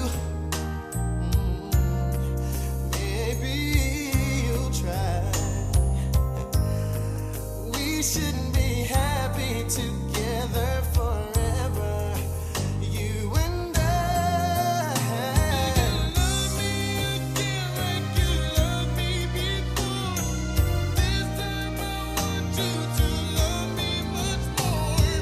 This time instead, just come to my bed and maybe just throw it down. Although we go to the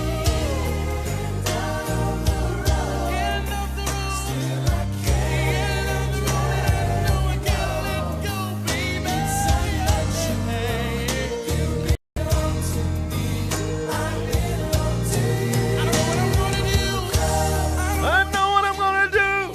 Oh man, I'm being like one of those old school radio DJs. Thank goodness I am not. I'm just a lowly talk show host. And yes, indeed, we have come to the end of the road for this week's edition of 702 Breakfast.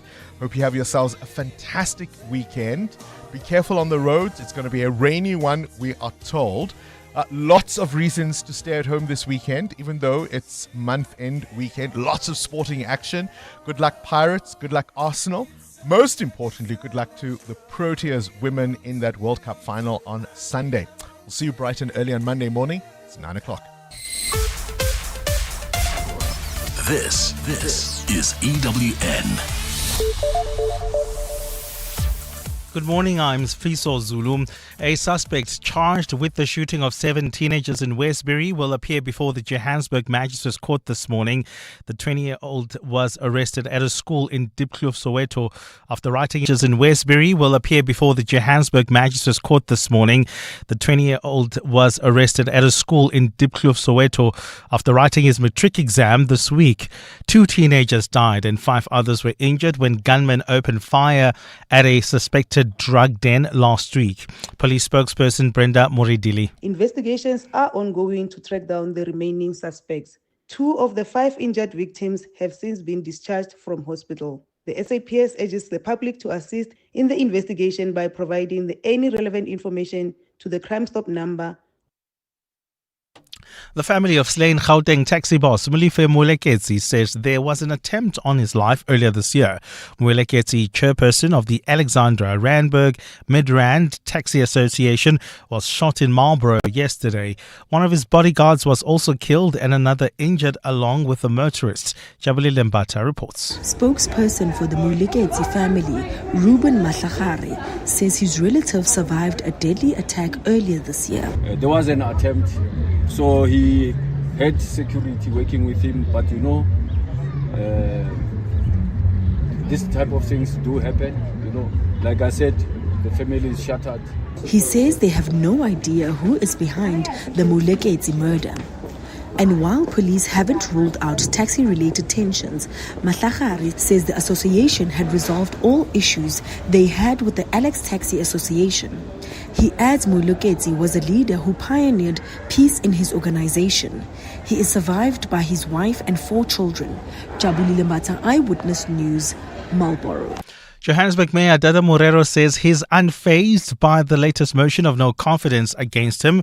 His position is once again under threat after minority parties within the ANC-led coalition submitted a bid for his removal. The UDM, ATM and Al-Jama accused Morero of failing to improve service delivery in the city. But he says motions of no confidence have become an unfortunate norm in local politics. No. Doesn't scare me. It's part of the politics. It's others, they use it for grandstanding. Others, they use it just probably want to settle a particular score. So it's just that this time around it's regrettable because it's raised by a coalition partner. And that's where the concern is, and would allow them to present their issues at the right platform. Parliament will today start an inquiry into statutory rape with the view of to recommend legislative changes to the Sexual Offences Act, including mandatory reporting by teachers and nurses. The inquiry stems from a motion by the EFF originally tabled in the National Assembly in August last year and revived in July after the 5 committees tasked with the job could not meet the March deadline to hold public hearings. Lindsay Dentlinker reports. Today, the Portfolio Committee on Women, Youth and Persons with Disabilities will start 2 days of engagements in Johannesburg to determine the prevalence of rape among young girls and the challenges in reporting such incidences and the accuracy of data. Other objectives of the hearings are to understand the requirements and challenges of mandatory reporting and to determine necessary measures to enforce this. Committee Chairperson Liesel van der Merwe says the hearings will also serve to raise awareness. As we know that South Africa is in the grip of a crime crisis, a gender-based violence crisis, as well as a crisis affecting our children where the justice system is failing our children. Next week, the committee will hold hearings in East London before returning to Parliament for the second leg of the inquiry, where the focus will be on gathering input from relevant stakeholders on how to strengthen legislation. The committee aims to table its recommendations to the National Assembly by the end of next month. Lindsay Dentlinger, Eyewitness News. Parliament. And officials from the United Nations have warned of large-scale atrocities being committed in Sudan's Kordofan region. The paramilitary rapid support forces advanced on the region in recent days and took control of the city of El Fasher in the neighboring Darfur region, where mass killings have been reported. The capture of El Fasher comes after more than 18 months of brutal siege, and it sparked fears of a return to the ethnically targeted atrocities of 20 years ago. The war in Sudan has claimed the lives of tens of thousands of people, displaced millions, and triggered the world's worst ongoing humanitarian crisis since April 2023. UN humanitarian chief Tom Fletcher says El Fasher was already the scene of catastrophic levels of human suffering, but has descended into an even darker hell. Those able to flee, the vast majority women, children, the elderly, face extortion, rape, violence on the perilous journey. Young men have been abducted or killed on the road. Large numbers of people prevented from leaving the area. Gold is trading at $4,007.65 an ounce. The rand is at 17.30 to the dollar, 22.75 to the pound, 20.01 to the euro. Brent crude oil is at $64.60 a barrel. And in the traffic, we still have got delays on the R21 North. That's as you approach Olifantsfontein Road in the Tembisa area. That's due to roadworks taking place along this route. There's also queuing traffic due to roadworks in Kelvin on the N3 North, causing delays between Marlborough Drive and the Baklu interchange. A partly cloudy Friday in store for Gauteng with afternoon thundershowers expected. The temperatures will peak at highs between 22 and 24 degrees. The top story in EWN this hour: a suspect charged with the shooting of 7 teenagers in Westbury is appearing before the Johannesburg Magistrates Court this morning. EWN, in touch, in tune, and independent. For the latest, visit ewn.co.za or download the EWN app. You're with Clement Manyatela On 702. Let's Walk the Talk, streaming on the Prime Media Plus app. DSTV channel 856. 92.7 and 106 FM.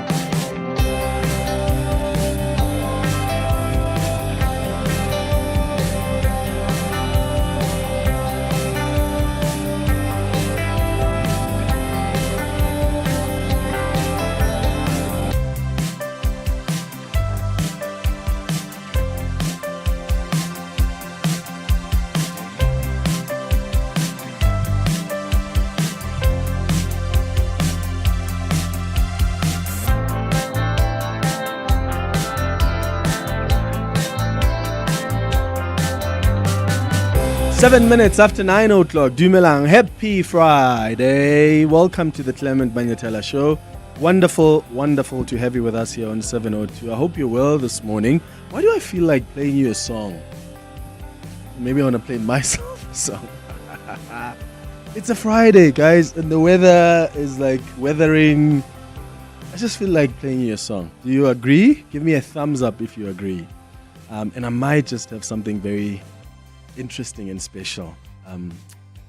Let me see if Abel can indulge us. But it's a Friday, and you know what we do every Friday? We do Gratitude Friday. This is where you can call us on the 702 open line this hour, or send us a WhatsApp voice note and tell us what you are grateful for this week. What happened this week that truly put a smile on your face and reminded you of how blessed you are?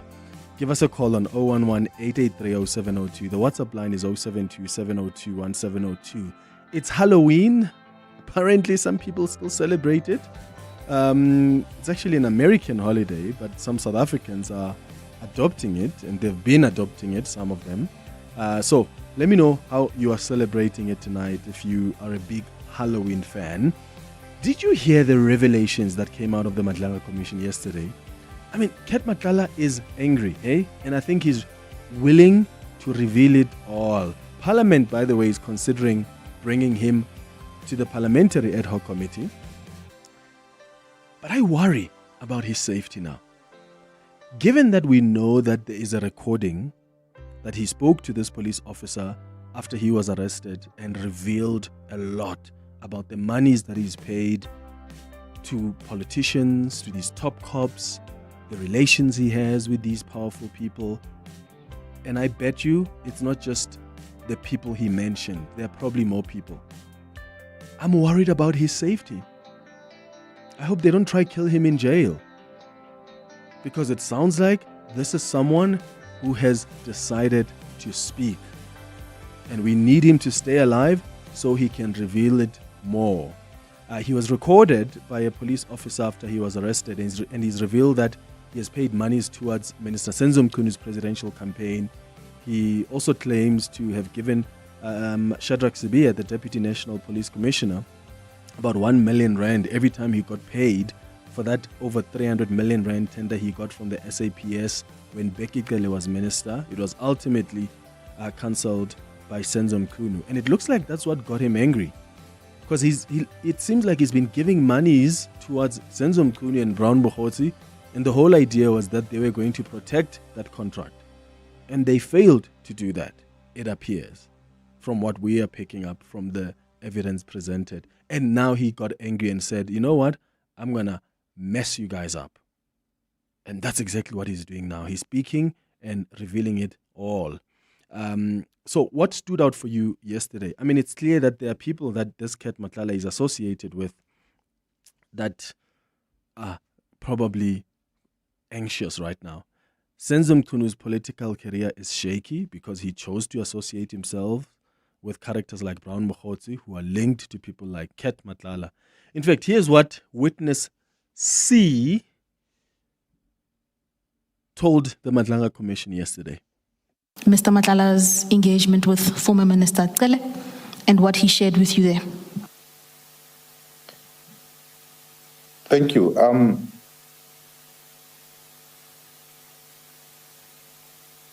During this interaction with Mr. Matlala, I felt that Mr. Matlala was very frustrated because on one hand, he is funding the Minister Mkunu's presidential campaign, and he expected the minister to assist him in stopping the police from investigating him. And whereas now Mr. Mkunu and his group are failing to protect him on that sense. And on the other hand, again,